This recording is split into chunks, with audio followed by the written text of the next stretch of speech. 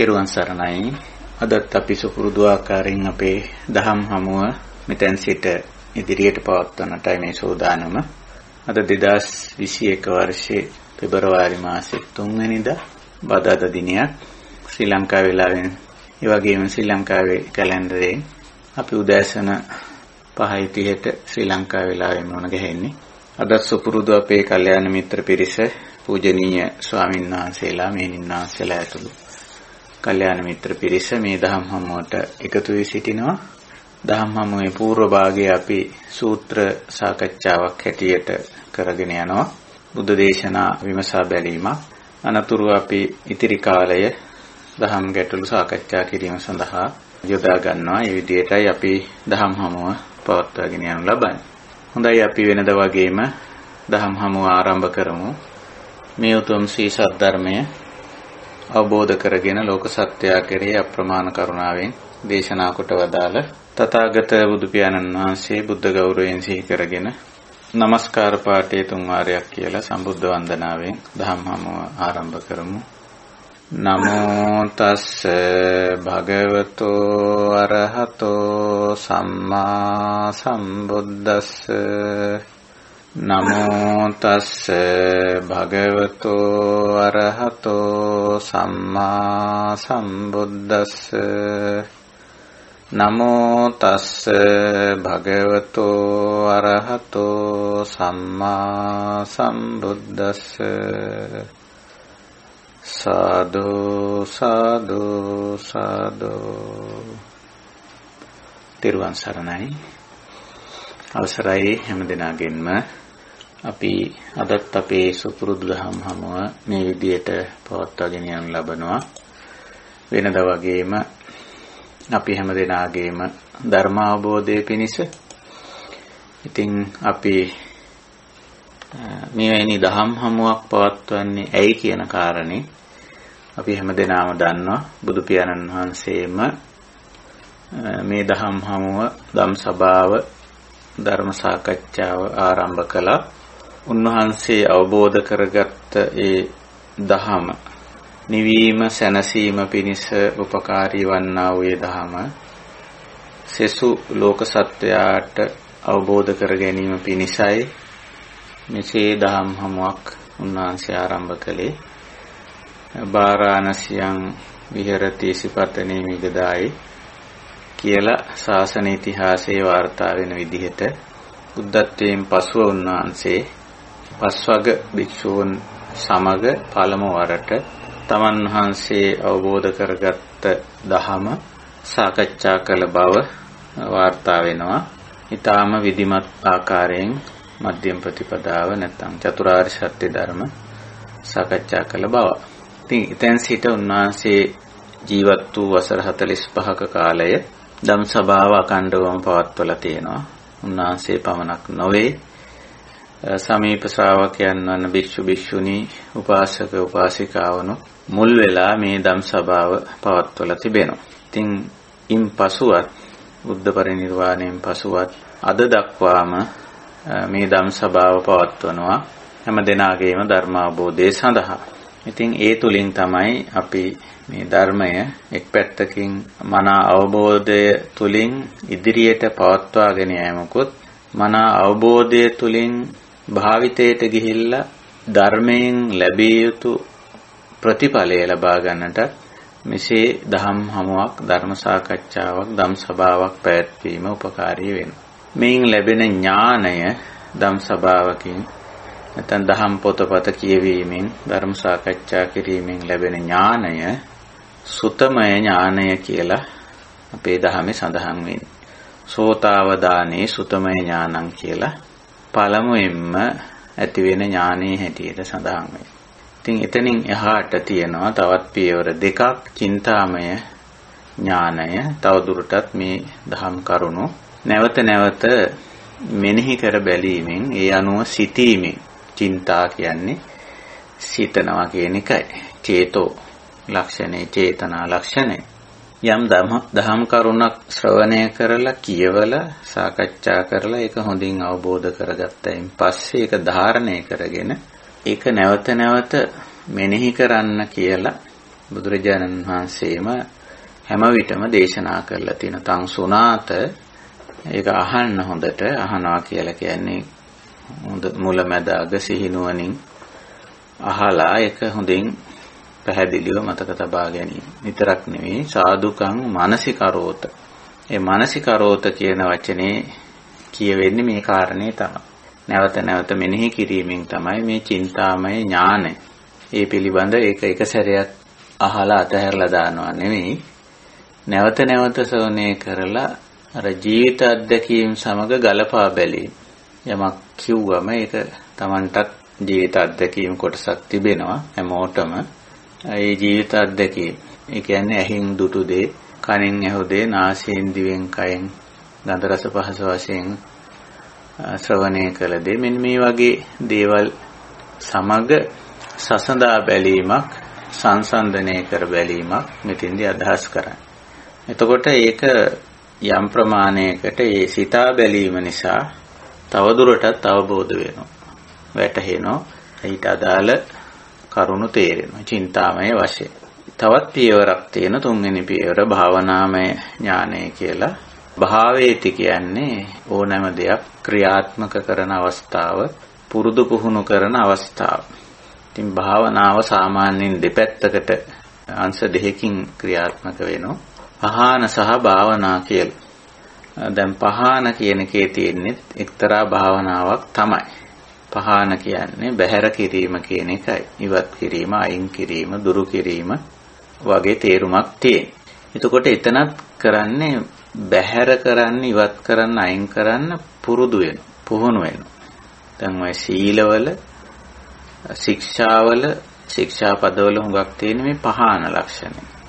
හුරු පුරුදු වෙලා තියෙන සුපුරුදු විෂමාචාර කායික, වාචික, මානසික වශයෙන් ඒවා බැහැර කරන්න උත්සාහයෙන් යුතුව පුරුදු පුහුණු වෙනවා.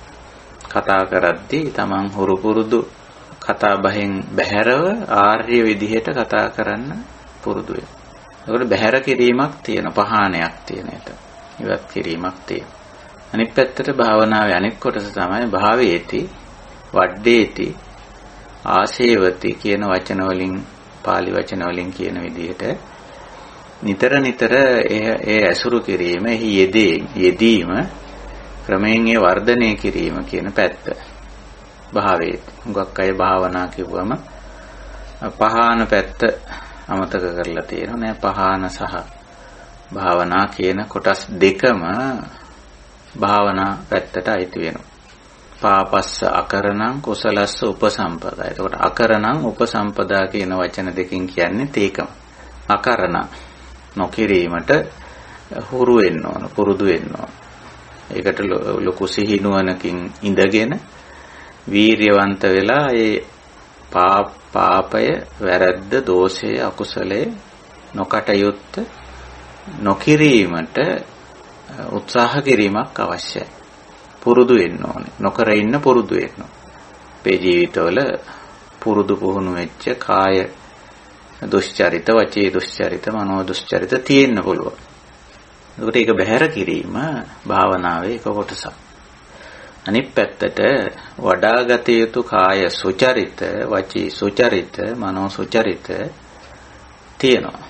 ඒවා නිකම්ම අපේ ජීවිතයට එකතු වෙන්නේ නැහැ. ඒවා අපි පුරුදු පුහුණු වීමක් අවශ්‍යයි. ওই විදිහට භාවනා ඥානය, භාවනා තුන්වෙනි පියවර භාවනාමය ඥානය කිව්වම බැහැර කළ යුත්තේ බැහැර කිරීමෙනුත්, වැඩි යුත්තේ වැඩිමිනුත් Tamanට යම් ඥානයක් ලැබෙනවා. ඒක හුඟක්ම ප්‍රත්‍යක්ෂ ඥානය කියලා අපි කියන්නේ. සුතමය, චින්තාමය මට්ටමේදී ඒ තරම්ම ප්‍රත්‍යක්ෂයක් නැහැ. භාවනාමය තුන්වෙනි පියවරේදී තමයි ප්‍රත්‍යක්ෂ ඥානය ලැබෙන්නේ. බැහැර කිරීමෙන් ඇති වෙන తত্ত্বය, වැඩිමින් ඇති වෙන తত্ত্বය. දැන් සුතමය ඥානයේදී බැහැර කරපුවාම මෙහෙම වෙනවා කියලා කියනවනේ. එහෙම වෙනවා කියලා කියන දැන් උදාහරණයක් ඇටියට සක්කාය දිට්ඨි, විචිකිච්ඡා, සීලබ්බත පරාමාස කියන මේ සංයෝජන බැහැර වුණාම, බැහැර කරගත්තම බැහැර වූ తত্ত্বය හඳුන්වනවා සෝතාපට්ටි ඵල කියලා. එහෙම අහලා කියලා තේරුම් අරගෙන තියෙනවා. නමුත් ඒක සුතමේ ඥානයක් විතරයිනේ. චින්තාමය හිතලත් බලන්න පුළුවන්. තවදුරටත් ඕව මෙහෙම කරපුවාම මේක අයින් වෙනවා තමයි. මෙහෙම කරපුවාම මේක දුරු වෙනවා තමයි ආදී වශයෙන් නමුත් ඒ මට්ටම් දෙකේදීම අපේ කාර්ය සාධනය වෙලා නැහැ.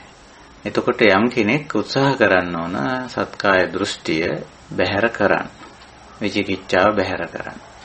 එතන තමයි භාවනාව තියෙන්නේ. ප්‍රයත්න කිරීමේ ක්‍රියාවලිය ඇතුළේ. ඒකයි ඒක පධාන කියන වචනෙන් විශේෂයෙන් හඳුන්වලා තියෙන්නේ. පධාන, ආතාපි, පධාන, සම්මා වායාම, විරිය සම්පොච්චංග කිරීමක්. උත්සාහයෙන් ඒක කිරීමක් එතන තියෙනවා. ඒ කරනකොට තමයි ඒකේ අර අත්දැකීම නොකර සිටීම නිසා කුමක්ද වෙන්නේ? කිරීම නිසා කුමක්ද වෙන්නේ? අකුසලයේ බැහැර කරනට කුමක්ද වෙන්නේ? කුසලයේ වඩනකොට කුමක්ද වෙන්නේ කියලා ප්‍රත්‍යක්ෂයක්, පච්චත්තයක්, අත්දැකීමක් ලැබෙන්නේ එතකොට තමයි. ඒන් ලබන ඥානය භාවනාමය ඥානයේ හැටියට දැක්වෙනවා. ඔය විදිහට බුදුදහමේ ඥානය, අවබෝධය පියවර 3කින් වගේ දක්වනවා. ඉතින් අපි මේ ධර්ම මාර්ගය තුල අපි කරන්නේ මේ විශේෂයෙන්ම මේ අවබෝධය ඇති කර ගැනීම. ඉතින් දහම් සභාවක ධර්ම සාකච්ඡාවක ප්‍රධාන ඉලක්කය අරමුණ එකයි. සුතමේ ඥානය තමයි ගොඩනගන්නේ ප්‍රධාන වශයෙන්. චින්තාමය ඥානය තම තමා විසින් විවේකීව සංසුන්ව ඉඳගෙන ජීවිත අත්දැකීම් වලට ගලපලා සම්බන්ධ කරලා හිතලා බලනවා. ඉතින් බුදුරජාණන් වහන්සේ තුඟක් වෙලාවට තමන් සමග එකට ධම්සභාවට ආපු ඇත්තන්ගේ චින්තාමය ඥානය අවුලවලා තියෙනවා. තංකින් මඤ්ඤසි. ඔබ මොකද හිතන්නේ? හිතලා උත්තරයක් දෙන්න. තව ටිකක් කල්පනා කරලා උත්තරයක් දෙන්න කියලා නැවත නැවත කතාව නතර කරලා සිතන්න යොමු කරලා තියෙනවා. එතකොට පුද්ගලයා අර කියන කරුණෝ එක්ක ගලපලා හිතන්න පුරුදු වෙනවා. ඒක හුඟක් දුෂ්කර වැඩක්. සාමාන්‍යයෙන් මිනිස්සු කාමයේ පැත්තට නම් හිතන්න පුරුදු වෙලා තියෙනවා.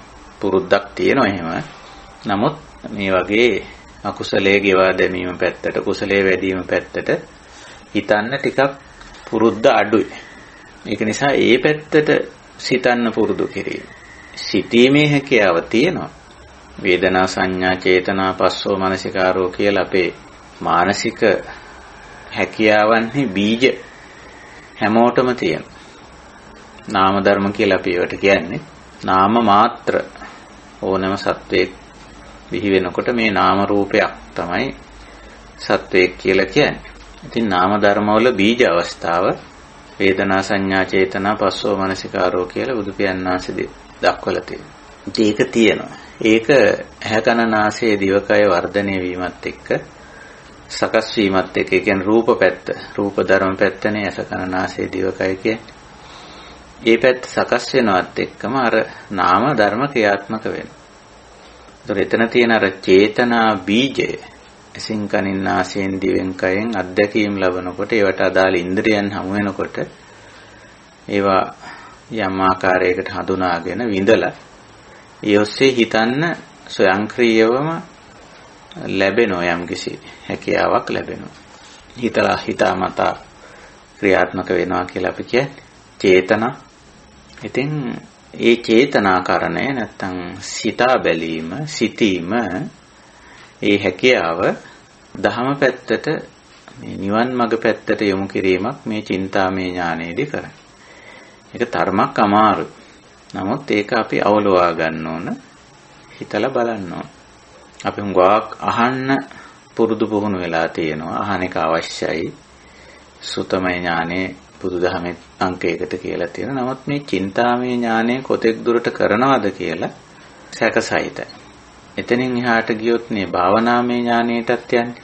ඒක නිසා අපි මේ ධම්සභාවකට එකතු වෙලා අපි කරන මේ සුතමය කටයුත්ත හුඟක් වටිනවා. අපි මේවා සංරක්ෂණය කරලා රෙකෝඩ් කරලා බොහෝ දෙනෙකුට ශ්‍රවණය කරන්න පුළුවන් ආකාරයට අපේ කල්යාණ මිත්‍රයෝ ඒවා සමාජගත කරලා තිබෙනවා. සමාජ ජාලා ඔස්සේ ඒක බොහොම ලොකු වටින දෙයක්. ඒක තවත් අය ශ්‍රවණය කරයි. ඇත්තටම වෙනත් බොහෝ අය ශ්‍රවණය කරන බව මට තේරෙනවා. ඇතැම් අය මට විද්‍යුත් පණිවිඩය වල තියෙනවා මේ අහම්බෙන් අපිට මේවා ශ්‍රවණය කරන්න ලැබුණා. ඉතින් මේ දේවල් ගැන තව ටිකක් අපි කතා කරගන්න ඕනේ කියලා. ඉතින් මම ඊයත්තන්ට නැවත මේ පණිවිඩ ලියලත් යවලා තියෙනවා. ඉතින් ඒක නිසා මෙසේ විද්‍යුත් මාධ්‍ය ඔස්සේ ජාලගත කරලා බොහෝ දෙනෙකුට ශ්‍රවණය කරන්න අවස්ථාව සැලසීමත් බොහොම වටින දෙයක්. කොහොම නමුත් අපි මේවා ශ්‍රවණය කරලා එතනින් චින්තාමය පැත්තට ටිකක් මේවා හිතලා බලන්න ඕන. සිත යොමු කරලා ඒවා සංසුන්ව විවේකීව ඉඳගෙන කරන වැඩ චින්තාමය කටයුතු. ඊට පස්සේ ඔය කර බැලීම භාවනාමය කටයුතු. ඔය පියවර 3 ගියොත් අපිට මේ ධහම හොඳින් අවබෝධ කරගන්න පුළුවන්කම තියෙනවා.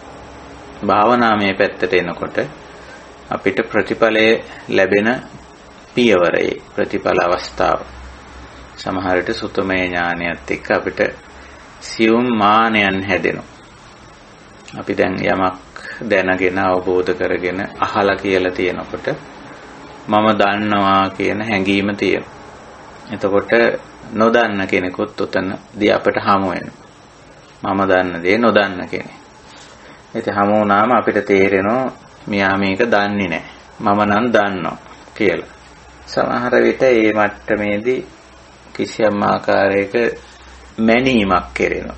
මම දන්නවා මෙයා දන්නේ නැහැ. එහෙම නැත්නම් මම දන්නේ නැහැ මෙයා දන්නවා. මට වැඩිය මෙයා දන්නවා. මට වැඩිය අඩුවෙන් දන්නවා. ඔහොම මනින්න පටන් ගන්නවා. අර සෝතමය ඥාන මට්ටමේදී ඒ ලක්ෂණේ තියෙනවා. මාන ගතියක් මේකට සෝතමේ ඥානයට සම්බන්ධ වෙනවා. ඒකත් අපි දැකගත්තොත් හරි. මානේ අකුසලයක් බව අපි දන්නවනේ. ඒක නිසා ඒක දකින්න ඕන. එක මට්ටම් වලින් එක පුද්ගලයාගේ දැනුම තියෙන්න පුළුවන්. ඉතින් අපි ඔය අහනකොට අපිට තේරෙනවා ඒක.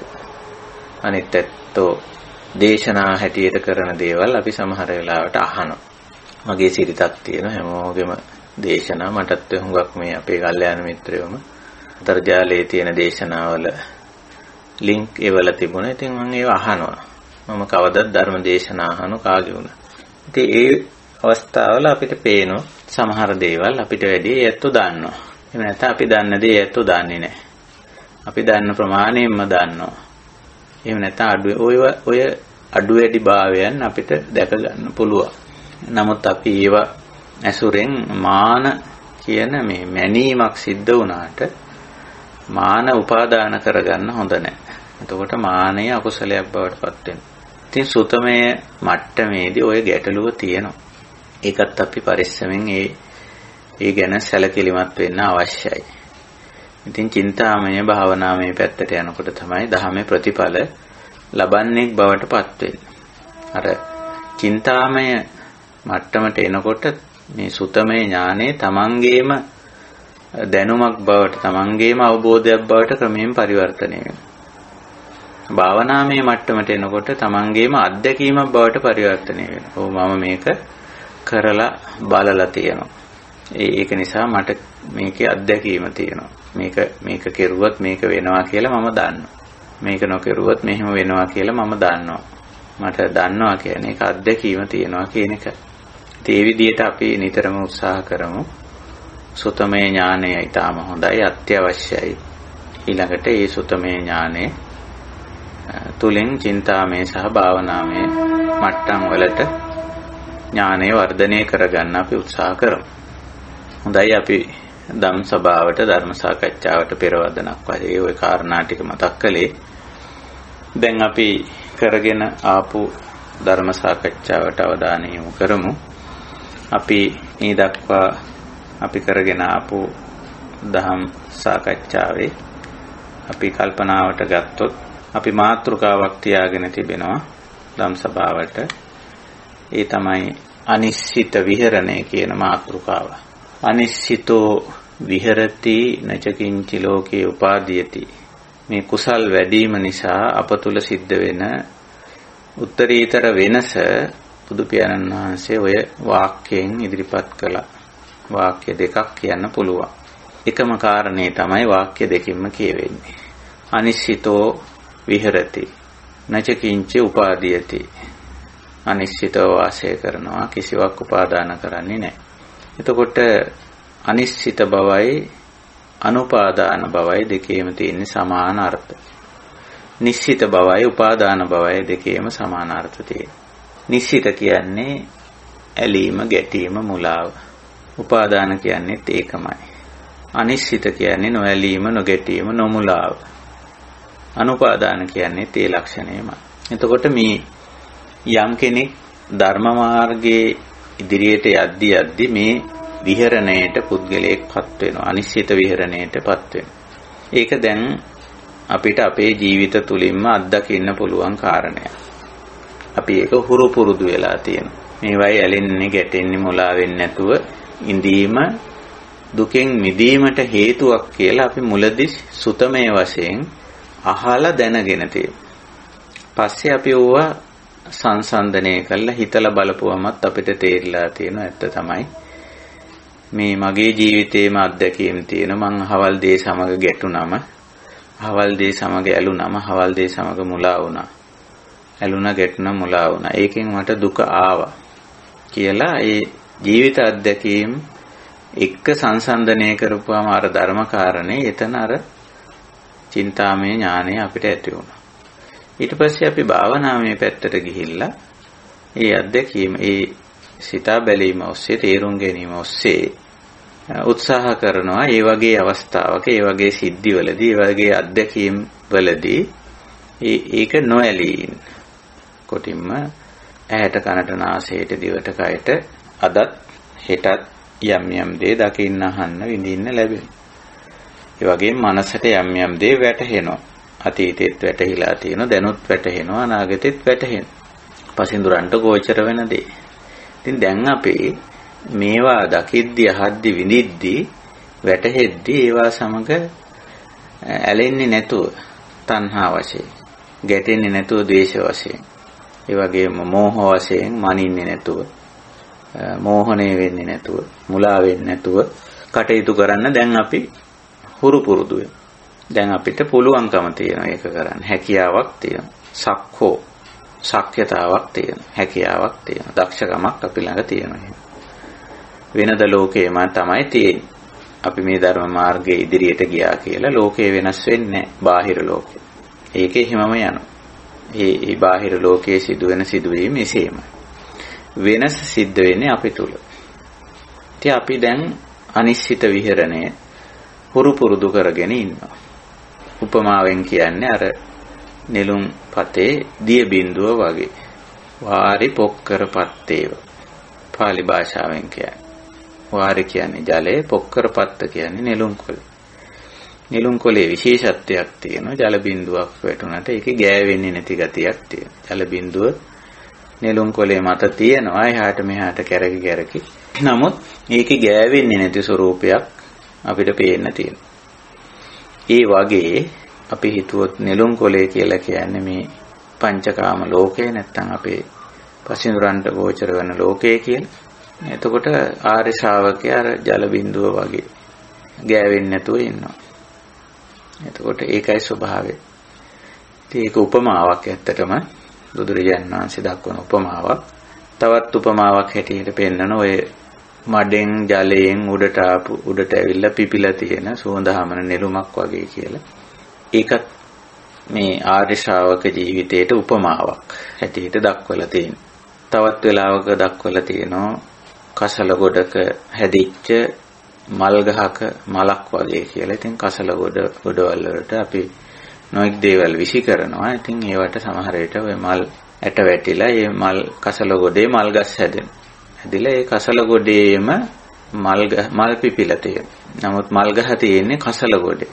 සංකාර දානස්මින් උජ්ජිතස්මින් මහාපතේ පදුමන් තත්ත ජායේත සුචිගන්ධම් මනෝරමං එවං සංකාර භූතේසු අන්ධ භූතේ පුතුජ්ජනේ අතිරෝධිච පඤ්ඤාය සම්මා සම්බුද්ධ ශාවකෝ. සම්මා සම්බුද්ධ ශාවකෝ කියන්නේ මේ අපි ගැන. අපි එහෙමයි කුණු ගොඩවල් වල හැදිච්ච මල් ගස් වගේ. හැබැයි කුණු ගොඩේ තමයි තාම තියෙන්නේ. මේ මල් කුණු ගොඩ ඇසුරෙන් තමයි මේ කුණු ගොඩේ තියෙන පෝර උරාගෙන තමයි මල් ගහ හැදිලා තියෙන්නේ. මේ මල් ගහේ කුණු නැහැ, මලෙත් නැහැ. ඉතින් එහෙම තමයි. කුණු ගොඩ කිව්වේ කීමේ කෙලෙස් සහිත ලෝකයක්. ඒ අත්දැකීම් තුලින් තමයි ඒවයි තියෙන දුක්ඛ දෝමනස්ස දැකලා, ඒවයි තියෙන අහිතකර පාපී ගතිය දැකලා ඒ කුණු ටික ඇසුරෙන්ම තමයි මේ මල් ගහ වැඩිලා ආවේ. ඉතින්ට මල් හැදෙන්න තරම් බීජයක් වැටුණා. බුද්ධ බීජය නැත්තම් මලක් හැදෙන්න අවශ්‍ය කරන බීජය වැටුණා. ඉතින් මේ විදිහට උපමා වලින් දක්වලා තියෙනවා අපේ මේ අනිශ්චිත විහරණය. නොඇලී නොගැටී නොමුලාව ජීවත් වීම මෙන්න මේ විදිහයි කියලා. ඉතින් එසේ ජීවත් වෙන්න අවශ්‍ය මගක් ක්‍රමවේදයක් බුදු පියාණන් වහන්සේ දේශනා කළා තියෙනවා. පටිපදාවක් දේශනා කළා තියෙනවා. ඉතින් අපි බුද්ධ දේශනා ආශ්‍රය කරගෙන මේ පටිපදාව, මේ අනිශ්චිත විහරණ ප්‍රතිපදාව අපි තේරුම් ගනිමින් යනවා. ඉතින් තේරුම් ගන්න ප්‍රමාණයට මේ කාර්යය පහසු වෙනවා. නොතේරෙනකොට මේක කරන්න බෑ. නොතේරෙනකොට කොයි දෙයක් කරන්න බෑනේ. සාමාන්‍ය ලෞකික ජීවිතයේ වැඩක් වුණත් තේරෙන්නේ නැත්තම් කරන්න බෑ. කරන විදිහ දන්නේ නැත්තම් කරන්න බෑනේ. ඒකනේ අපි ලෞකික වශයෙන් ගත්තම අධ්‍යාපනය කියලා වැඩක් කරන්නේ. ඉතින් අධ්‍යාපනය දුන්නම කරන්න තේරෙනවා. ඉතින් කරන්න තේරුණත් සමහර අයත් කරන්නේ නැහැනේ. ඉගෙන කියාගෙන ඉන්නෝ ඒ උනාට කම්මැලිකමට ඉන්නේ. කිසිම ඒ ලෞකික පැත්තේ දියුණුවක් නැහැ. ඉගෙනගෙන තියෙනවා. පොතපත හදාarලා තියෙනවා, සහතික තියෙනවා, උපාධි තියෙනවා. ඒ උනාට ඒව ක්‍රියාත්මක කරන්නේ කම්මැලිකමට. අධ්‍යාත්මික ජීවිතේ සමහර අයත් එහෙමයි. මේ නිවන් සාක්ෂාත් කරන්න අවශ්‍ය කරන දැනුම තියෙනවා. කතා බහ කරොත් ඒවා හොඳට පැහැදිලිව කියනවා. දේශනා කරන්න පුළුවන්, කියලා දෙන්න පුළුවන්, පොතපත ලියන්න පුළුවන්. ඒ හැකියාව තියෙනවා. නමුත් ඒවා ක්‍රියාත්මක වීමක් ඒ ඇත්තන්ගේ ජීවිතවල පේන්නේ නැහැ. එහෙම තියෙනවා ලෞකික පැත්තේ විශේෂ දැනුම ලබාගෙන ඒවා ක්‍රියාත්මක නොකරන ඇත්තෝ ඉන්නවා. ඒවෙන් පළක් ප්‍රයෝජනයක් ගන්නෙ නෑ. අධ්‍යාත්මික පැත්තෙනොත් ඒත් එහෙමයි. මේ ධර්මයේ විනය හොඳට හදාarලා තියෙනවා, තේරුම් ගන්න තියෙන. ඒවට සම්මාන ගෞරව සත්කාරات ලබනවා. ඒ වුණාට අධ්‍යාත්මික ජීවිතයේ ගොඩ නැගිලා නැහැ. ඒ ලක්ෂණය පේන්න තියෙනවා. ඒකකොට ඒකේ ප්‍රතිඵල ලැබෙන්නේ නැහැනේ. අර ලෞකික ජීවිතයේ විශේෂ දැනුම තුලින් ගිහිල්ලා ඒ ඊට අදාළ ලෞකික දියුණුව නොලබන්නාseම අධ්‍යාත්මික ජීවිතයේත් ඒ ප්‍රතිඵල ලබන්නේ නැහැ. එහෙමයි. ඉතින් අපි මේ මඟ නොයා අපි උත්සාහ කරන්න ඕන මෙහි ප්‍රතිඵලය ගන්න. ඒ සඳහා තමයි මේ අනිශ්චිත විහරණය කියන ප්‍රතිඵලය ලබා ගන්න යෝග්‍ය අවශ්‍ය ධර්ම දේශනා, බුද්ධ දේශනා තමයි අපි මේ සාකච්ඡා කරගෙන යන්නේ. හොඳයි. අපි මේ වන විට මේ සාකච්ඡාවට තෝරාගෙන තියෙන්නේ විභංග දේශනා. ඉතින් විභංග දේශනා ගණනාවක් අපි සාකච්ඡාවට ගත්තා. කලින් සාකච්ඡාවකට මතක ඇති. මේ යටතේ අපි සිද්ධ කරපු සාකච්ඡාවල විභංග දේශනා හැටියටම අපි සාකච්ඡා කරපු සූත්‍ර තිබෙනවා. සලායතන විභංග, ධාතු විභංග, අරණ විභංග ආදී සූත්‍ර විභංග නමින්ම තියෙන සූත්‍ර අපි කතා කළා. ඒ වයින් පස්සේ අපි අන්තිම වශයෙන් තෝරාගත්ත සත්‍ය විභංග සූත්‍රය. චතුරාර්ය සත්‍ය විස්තර කරන බුද්ධ දේශනාවක් හැටියට. දැන් අපි සාකච්ඡා කරගෙන යන්නේ සත්‍ය විභංග සූත්‍රය. ඇතුළත් වෙන්නේ අපේ සූත්‍ර පිටකයේ මජ්ක්‍ධිම නිකායේ උපරිපන්නාසකේ විභංග වර්ගයේ අවසාන වශයෙන් සඳහන් වෙන සූත්‍රය. විභංග වර්ගයේ 11 වෙනි සූත්‍රයේ හැටියට සත්‍ය විභංග දේශනාව ඇතුළත් වෙලා තියෙනවා. සත්‍ය කිව්වේ චතුසත්‍ය. දුක්ඛං අරිය සත්‍යං, දුක්ඛ සමුදයං අරිය සත්‍යං, දුක්ඛ නිරෝධං අරිය සත්‍යං, දුක්ඛ නිරෝධගාමිනී පටිපදා අරිය සත්‍යං කියන මේ චතුසත්‍ය තමයි මෙහි සත්‍ය කියන්නේ. බුදු පියාණන් වහන්සේ ඒක සංක්ෂිප්තව දේශනා කරලා තියෙන නොඑක් අවස්ථාවල, විස්තර වශයෙන්ුත් විභංග වශයෙන්ුත් දේශනා කරන නොඑක් අවස්ථාවල. කොහොම නමුත් මේ සත්‍ය විභංග දේශනාවේදී නැවත වතාවක් පළමුවෙන්ම මේ දේශනා කර ස්ථානයේදීම බුදුරජාණන් වහන්සේ පසු අවස්ථාවක භික්ෂුන් වහන්සේලාට මේක නැවත වතාවක් දේශනා කරනවා. එතෙන්දි විශේෂත්වයක් තියෙනවා. මේ චතුසත්‍යය තමන් වහන්සේ ආචික්කනා දේශනා, පඤ්ඤපනා, පට්ඨපනා, විවරණා, විභජනා, උත්තානී කම්මං වශයෙන් මේ කාලය තුල මම මේක කියලා දීලා තියෙනවා. විධිමත්ව දේශනා කරලා තියෙනවා. පඤ්ඤපනා පෙන්වා දීලා තියෙනවා. තහවුරු කරලා කියලා දීලා තියෙනවා. විවරණය කරලා තියෙනවා. විභජනය කරලා බෙදා දක්වලා තියෙනවා. උත්තානී කම්මං ඊටාම හොඳට පැහැදිලි කර දීලා තියෙනවා කියලා භික්ෂුන් වහන්සේලාට කියලා උන්වහන්සේ කුටියට වැඩියම එතන ඉඳලා සරියුත් හාමුදුරුවෝ මේ චතුසත්‍ය වැඩි විස්තර වශයෙන් ඒ අවස්ථාවේ දේශනා කරා. දුක්ඛ ආර්ය සත්‍ය, දුක්ඛ සමුදය ආර්ය සත්‍ය, දුක්ඛ නිරෝධ ආර්ය සත්‍ය, දුක්ඛ නිරෝධ ගාමිනී පටිපදා ආර්ය සත්‍ය. ඉතින් අපි මේන් පළමු ආර්ය සත්‍යය සාකච්ඡා කළා. දුක්ඛං ආර්ය සත්‍යං අවස්ථා කීපයක් ඒ සඳහා අපි ගත කළා.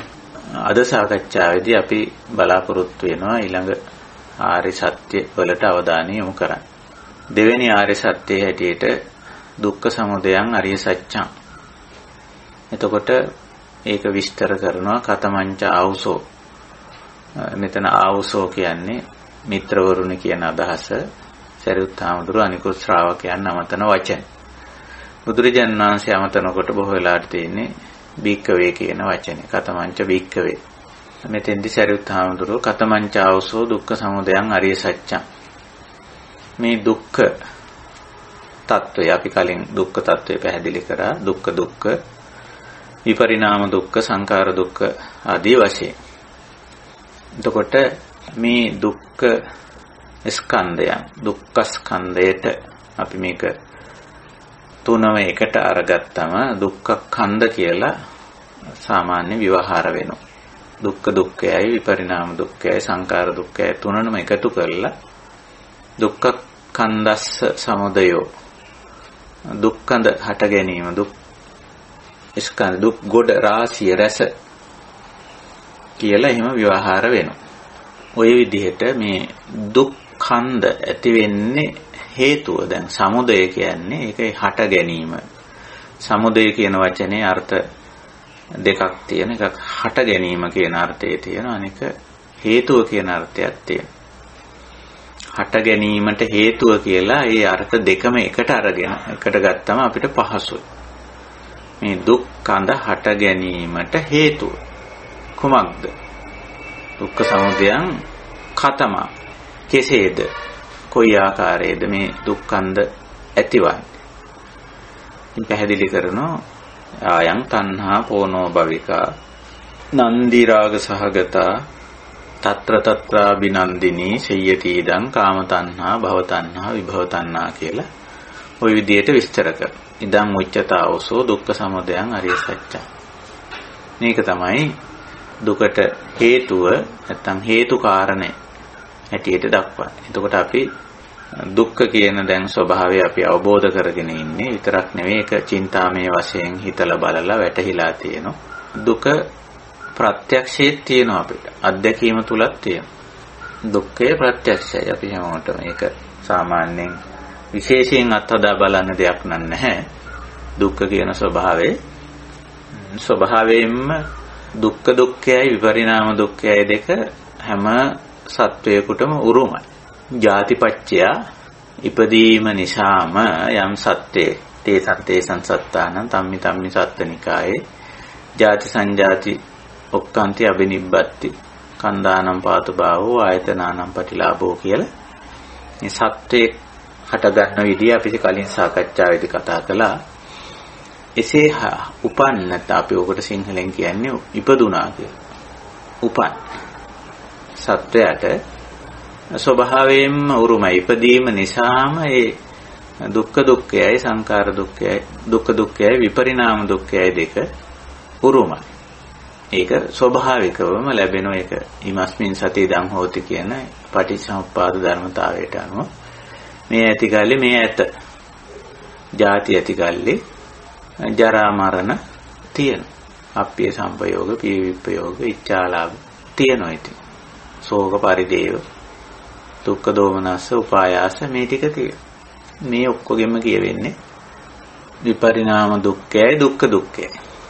එතනින් පස්සේ සංඛාර දුක්ඛ කියලා කොටසක් තියෙනවා. සංඛාර දුක්ඛ කියලා කියන්නේ අපේ මේ දේවල් ටික මේ දුක්ඛ දුක්ඛයයි විපරිණාම දුක්ඛයයි තේරුම් නොගැනීම නිසා අවිද්‍යාව නිසා අවිජ්ජාපච්චය සංඛාරා කියන තැන. ඒ කියන්නේ කෙලෙස් වල ඒ කෙලෙස් කියන්නේ පැහැදිලිවම දුක. ඕනම වෙලාවක බලන ක්ලේශයක් තියෙනකොට අපේ අභ්‍යන්තරයේ ඇතුළත දැවීමක් තැවීමක් තියෙන. රාගයේ තියෙන වෙලාව හොඳට චිත්තානුපස්සනාව අපි වඩලා තියෙන නිසා රාගයේ තියෙන වෙලාවට අවදි වෙන්න පුළුවන් අපිට. සතිමත් වෙන්න පුළුවන්. සතිය දියුණු කර එක්කෙනාට එක පැත්තකින් රාගය තියෙනවා අනිත් පැත්තෙන් සතිය අවලවන්න පුළුවන්. සතිමත් වෙන්න පුළුවන්. සතිමත් වුණ ගමන්ම රාගයේ තියෙන ඒ දුක්ඛ ස්වභාවය, පෙළෙන ගතිය අපිට වැටහෙනවා. ඔය දෙකම එක මොහොතේ අරක පවතිනවා මේක පවත්වන්න පුළුවන් සතිය. ඒකයි සතියේ තියෙන විශේෂත්වය. සරාගං චිත්තං සරාගං චිත්තන්ති පජානාති කියලා රාගසිතක් ඇති විට ඇති බව දැනගන්න පුළුවන්කම තියෙනවා සතිය දියුණු කරේ කෙනා. අනිත් පැත්තට ද්වේෂය තියෙනකොට ද්වේෂය කියන්නේ අපි හදාගන්න එකක්නේ, හදාගන්න දුක්ඛයක්නේ, හදාගන්න සංස්කාරයක්නේ, අකුසල සංස්කාරයක්, අකුසල චේතනාවක්. සංස්කාර කියන්නේ චේතනා කියන එකමයි. හදාගන්නවා කියන අර්ථයෙන් තමයි සංකාර කියන්නේ. එතකොට තරහක් තියෙනකොට අවදි වෙන්න පුළුවන් අපිට ඒ තරහට. සතිමත් වෙන්න පුළුවන්. මේ සතිමත් වුණාම සදෝසං චිත්තං සදෝසං චිත්තන්ති පජානාති. මට දැන් ද්වේෂයක් ඇවිල්ලා තියෙන්නේ. තරහක් ඇවිල්ලා තියෙන්නේ. මේ දේ ගැන, මෙයා ගැන, මේ කාරණේ ගැන, මෙහෙම කරපු එක ගැන, මෙහෙම නොකරපු එක ගැන, මෙහෙම කියපු එක ගැන, මෙහෙම නොකියපු එක ගැන මට දැන් තරහක් ඇවිල්ලා තියෙන්නේ. කියලා ඒ තරහට අවදි වෙන්න පුළුවන්කම තියෙනවා. සදෝසං චිත්තං දැනට හිත ද්වේෂයට වැටිලා තියෙන්නේ. නමුත් සදෝසං චිත්තන්ති පජානාති. දැනගන්න පුළුවන් තමයි. ඒකයි සතියේ තියෙන විශේෂත්වය. ඊළඟට සමෝහං චිත්තං සමෝහං චිත්තන්ති පජානාති. හිත මුලාවට වැටෙනවා. මුලාවට වැටලා ඉන්න වෙලාවේ අවදි වෙන්න පුළුවන්කම තියෙනවා. මෝහණය වෙලා ඉන්නේ. නමුත් අර සතිය දියුණු කරපු එක්කෙනාට අපි මේවා සතිපට්ඨාන දේශනාවලදී කතා කරලා තියෙනවා. සතිපට්ඨාන මහා සතිපට්ඨාන දේශනාව මුල් කරගෙන අපි වෙනම දේශන මාලාවක් කරලා ඒක අන්තර්ජාලගත කරලා තියෙන සතිමත් බව වැඩිම නමයි. අපේ නිවෙන මග YouTube channel එක ඇතුළත් කරලා තියෙනවා අපේ කල්යාණ මිත්‍රයෝ. ඒව නැවත ශ්‍රවණය කරන්න පුළුවන්. එතකොට අපි එතෙන්දී පුහුණු වෙලා තියෙනවා. යම් සංස්කාරයක් වැඩ කරන වෙලාවේ යම් කිසි චිත්තයක් ඇතුලේ ක්‍රියාත්මක වෙන වෙලාවේ ඒ චිත්තයට අවදි වෙන්න. මට රාගයක් තියෙනවා. මට ද්වේෂයක් තියෙනවා. මට මෝහයක් තියෙනවා. මා තුල තියෙනවා ඒක. සන්තං වාජ්ජත්තං කාමච්ඡන්දං සන්තං වාජ්ජත්තං ව්‍යාපාදං. ඒවා සතිපට්ඨාන ක්‍රමයේදී ඒව තමයි පුහුණුවේ. ඇති විට ඇති බව දැනගන්න. ඉතින් දැනගත්ත කෙනා ඒ දකින්නේ මොනවද? සංඛාර දුක්ඛ. ඇතුලේ සකස් කරගෙන තියෙන. ඒ වෙලාවේ දැක්කම හොඳටම පේනවා මේක පෙළනවා ඇතුලෙන් කියලා. ඉතින් සංඛාර දුක්ඛය තමන් පෙළනවා විතරක් නෙවෙයි සමහර වෙලාවට ඒ සංඛාරය වචී සංඛාර, කාය සංඛාර වශයෙන් ක්‍රියාත්මක වෙන අවස්ථාවක් තිබෙනවා. චිත්ත සංඛාරය වචී සංඛාර වෙනකොට ඒක තවත් දුක්ඛයකට ඇදගෙන වැටෙනවා. ඒ කියන්නේ අපි අර ද්වේෂ සහගත වචන වලට වැටෙනවා. දැන් අපි මේ සමුදය සත්‍යය මේ දකින්නේ සංඛාර දුක්ඛය මේ දකින්නේ. ඉතින් අපි අර චිත්ත සංඛාරය වචී සංඛාරයට හැරෙනවා. වචනේ සකස් වෙනවා ඊට අනුව. සිතවිල්ල සකස් වුණා අකුසල පැත්තට ඊට පස්සේ ඒක අපිට පාලනය කරගන්න බැරි වුණොත් මොකද වෙන්නේ? වචී සංඛාරයේ බවට සමහර වෙලාවට හැරෙනවා. වචනේ සකස් වෙනවා ඒක ඔස්සේ. වචනය. ඉතින් මොකද වෙන්නේ? එතකොට දුක්ඛය වැඩි වෙන බව අපිට හොඳට ප්‍රත්‍යක්ෂ වෙනවා. අපි රළු වචන කියාගෙන ඊට පස්සේ එක්කෙනෙකුට කිව්වම අනිත් එක්කෙනෙක් කියනවා. ඒක උග්‍ර වෙනවා.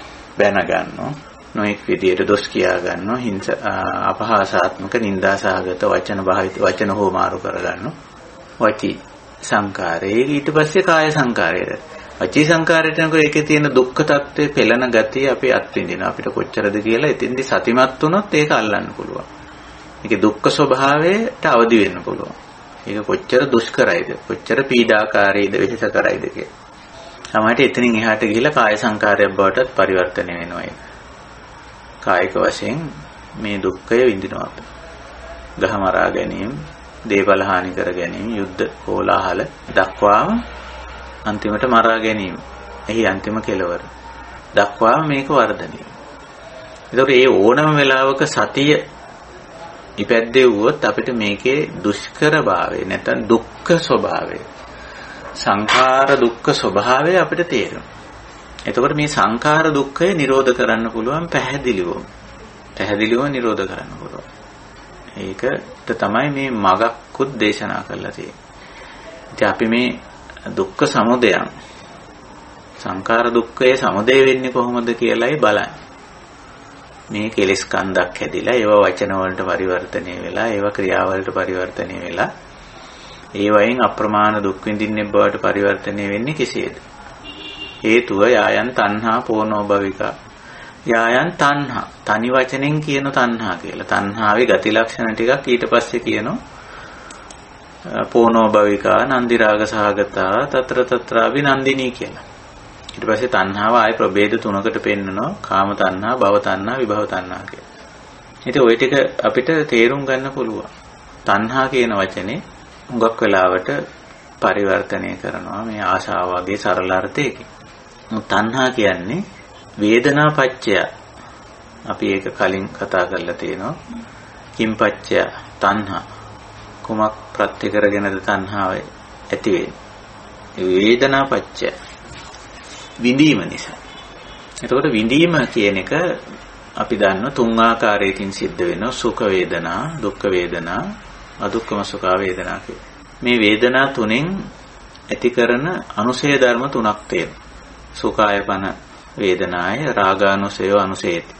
ඇලෙන පැත්ත, ඇලෙන ගතියක් ඉන්ද්‍රියාරම්මණයට සහ එයින් ලැබපු වින්දනයේට ඇලෙන ගතියක් තියෙනවා. සුඛ වේදනාවේ එහෙම තියෙනවා. සුඛ වේදනාව ගැටලුවක් නෑ. සුඛ වේදනාව කියන්නේ ධර්මතාවයක්. නමුත් සුඛ වේදනාව නිසා වේදනා පච්චය මෙන්න මේ සුඛං සුඛ වේදනං රාගානුසය ඇලෙන ගතිය, අරමුණට ඇලෙන ගතිය ඇති වෙනවා. ඊළඟට දුක්ඛායපන වේදනාය කිසියම් ආකාරයක දුෂ්කරතාවයක් විඳිනකොට වින්දාම පටිඝානුසය අනුසේති. ගැටෙන ගතියක් මනසේ ඇති වෙනවා.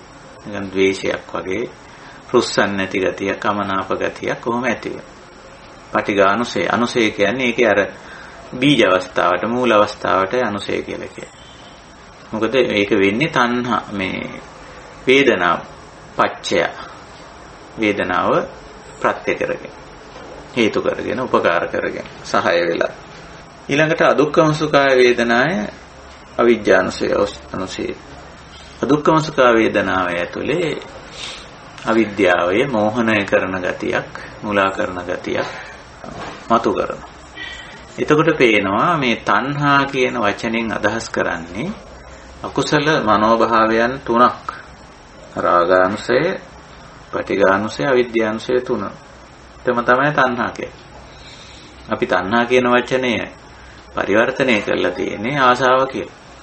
රාගයේ පැත්තට බර කරලා තමයි නිතරම තණ්හා කියන වචනේ පරිවර්තනය කරලා තියෙන්නේ. ඒක පරිවර්තන දෝෂයක්, අටුවාවල දෝෂයක්, පරිවර්තකයන්ගේ දෝෂයක්. වේදනාපච්චය තණ්හා කිව්වම තමයි තණ්හාවේ ස්වභාවය මොකක්ද කියලා වැටහෙන්නේ හරියටම. ඒ නිසා තණ්හා කියන වචනයට වඩා සුදුසු පරිවර්තනය වෙන්නේ බැඳීම කියලා. විඳීම හා බැඳීම. වේදනාපච්චය තණ්හා. ඒ බන්ධනේ රාග වශයෙන් වෙන්නත් පුළුවන්, රාග බන්ධනයක් වෙන්නත් පුළුවන්, ද්වේෂ බන්ධනයක් වෙන්නත් පුළුවන්, මෝහ බන්ධනයක් වෙන්නත් පුළුවන්. තණ්හා කියන වචනේ එහෙම පුළුල් අර්ථයක් තියෙන වචනයක්. තණ්හානුසය කියලත් ඕක හඳුන්වලා තියෙන සමහර අවස්ථාවල. ඒවම්පි තණ්හානුසයේ අනුහතේ නිබ්බත්තති දුක්ඛ මිදම් පුනප්පුනා. ආපහු මේ දුක පෝනෝ භවික වෙනවා. පුනප්පුනං නැවත නැවත ඇති වෙනවා. ඒක තණ්හානුසය කියන අවස්ථාව. තණ්හා වලින් පස්සේ තියෙන්නේ උපාදාන අවස්ථාව. දැඩිව ඒකෙන් ග්‍රහණය වෙනවා. ඒ කියන්නේ සුඛ වේදනාවට දැඩිව ග්‍රහණය වෙනවා. දුක්ඛ වේදනාවට දැඩිව ග්‍රහණය කරගන්න. අදුක්ඛම සුඛ වේදනාව දැඩිව ග්‍රහණය කරනවා. නැත්නම් රාගයට දැඩිව වැටෙනවා. ද්වේෂයට තදින් වැටෙනවා. මෝහයට තදින් වැටෙනවා. ඒකයි ඔය භව තණ්හා, විභව තණ්හා කියන තැන්වලදී මේක පෙන්වන්න උත්සාහ කරලා තියෙන්නේ. කාම තණ්හා, භව තණ්හා, විභව තණ්හා. ඉතින් ඔය සකස් කරන ගතිය, එකතු කරන ගතිය, රැස් කරන ගතිය විභව තණ්හාවේදී විනාශ කරන පැත්තකුත් තියෙනවා. කොහොමද මේ විනාශ කිරීමේ ආශාව එන්නේ? විනාශ කිරීමට පෙළඹෙන්නේ ඇයි? විනාශ කිරීමත් එක්ක බැඳිච්ච අය බලන්න.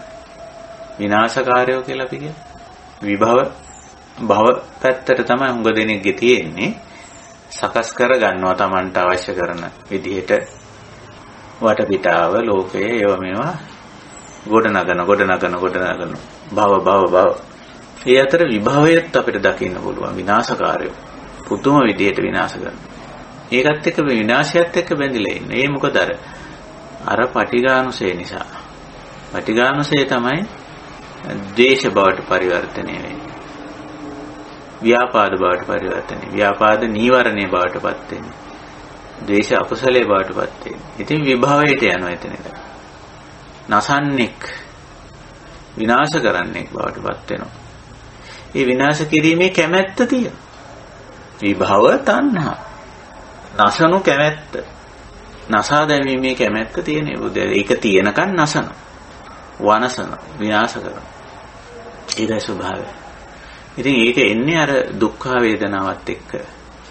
ඒක නිසානේ බුදු පියාණන් වහන්සේ වේදනානුපස්සනාවක් උගන්වන්නේ. වේදනාව ස්වභාවිකයි. සුඛ වේදනාවයි දුක්ඛ වේදනාවයි අදුක්ඛම සුඛ වේදනාවයි කියන දේ ස්වභාවිකයි. හේතුඵල ධර්මානුකූලව ඇති වෙන්නේ. වේදනාවට අවදි වෙන්න පුරුදු කරනවා. සුඛං වේදනං වේදියමානෝ සැපයක් විඳිනකොට සුඛං වේදනං වේදියා මීති පජානාති.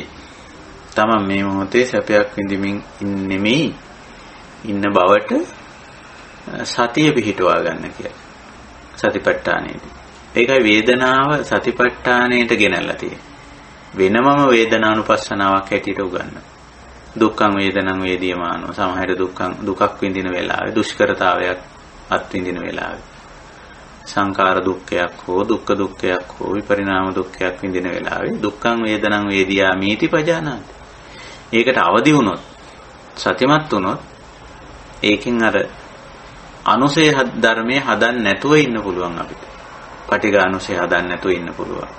සුඛ වේදනාවට අවදි වුණොත් රාගානුසය හදන්න නැතුව ඉන්න පුළුවන්. අදුක්ඛම සුඛ වේදනාවට අවදි වුණොත් අවදි වෙනවා කියන්නේ මෙතන අදහස් කරන්නේ සිහිනුවණින් යුක්ත වීම කියන එක. සිහිනුවණින් වීර්යයෙන් යුක්ත වීම. එහෙම වුණොත් පුළුවන් අදුක්ඛම සුඛ වේදනාවට අවිජ්ජානුසය හදන්න නැතුව මෝහයට වැටෙන්නේ නැතුව ඉන්න පුළුවන්. ඒක රාග දෝෂ මෝහ මූලික අකුසල මූලයන් තුනට වැටෙන්නේ නැතුව ඉන්න පුළුවන්කම තියෙනවා. ඉතින් ওই විදිහට තණ්හා කියන ලක්ෂණේ තණ්හා කියන මනෝභාවයේ තියෙන්නේ මානසික තත්වයේ තුල තියෙන්නේ මෙන්න මේ රාගානුසයයි පටිඝානුසයයි විඥානුසයයි කියන තුන. කොහොමද ඇති උනේ? වේදනාපච්චය. ඒකයි පටිච්ච සමුප්පාදයේදී වේදනාපච්චය තණ්හා කියලා කියන්නේ. ඒ නිසා තණ්හාව දුරු කරන්න අපි දැනට කරන ක්‍රියාකාරකම් වැඩක් නැහැ. තණ්හාව දුරු කරන්න දන් දෙන එකනේ දැන් කරන්නේ. දන් දිනුනට තණ්හාව දුරු වෙන්නේ නැහැ. මොකද තණ්හාව කියන එක සකස් වෙලා තියෙන වෙන විදිහකට. වේදනාපච්චය තණ්හා. විඳීම නිසා බැඳීම ඇති වෙලා තියෙන්නේ. එහෙමනම් විඳීමට අවදි වෙන්න ඕන. වේදනානුපස්සනාව වඩන්න ඕන. වේදනානුපස්සනාව වඩන්න ඕන තණ්හාව දුරු කරන්න.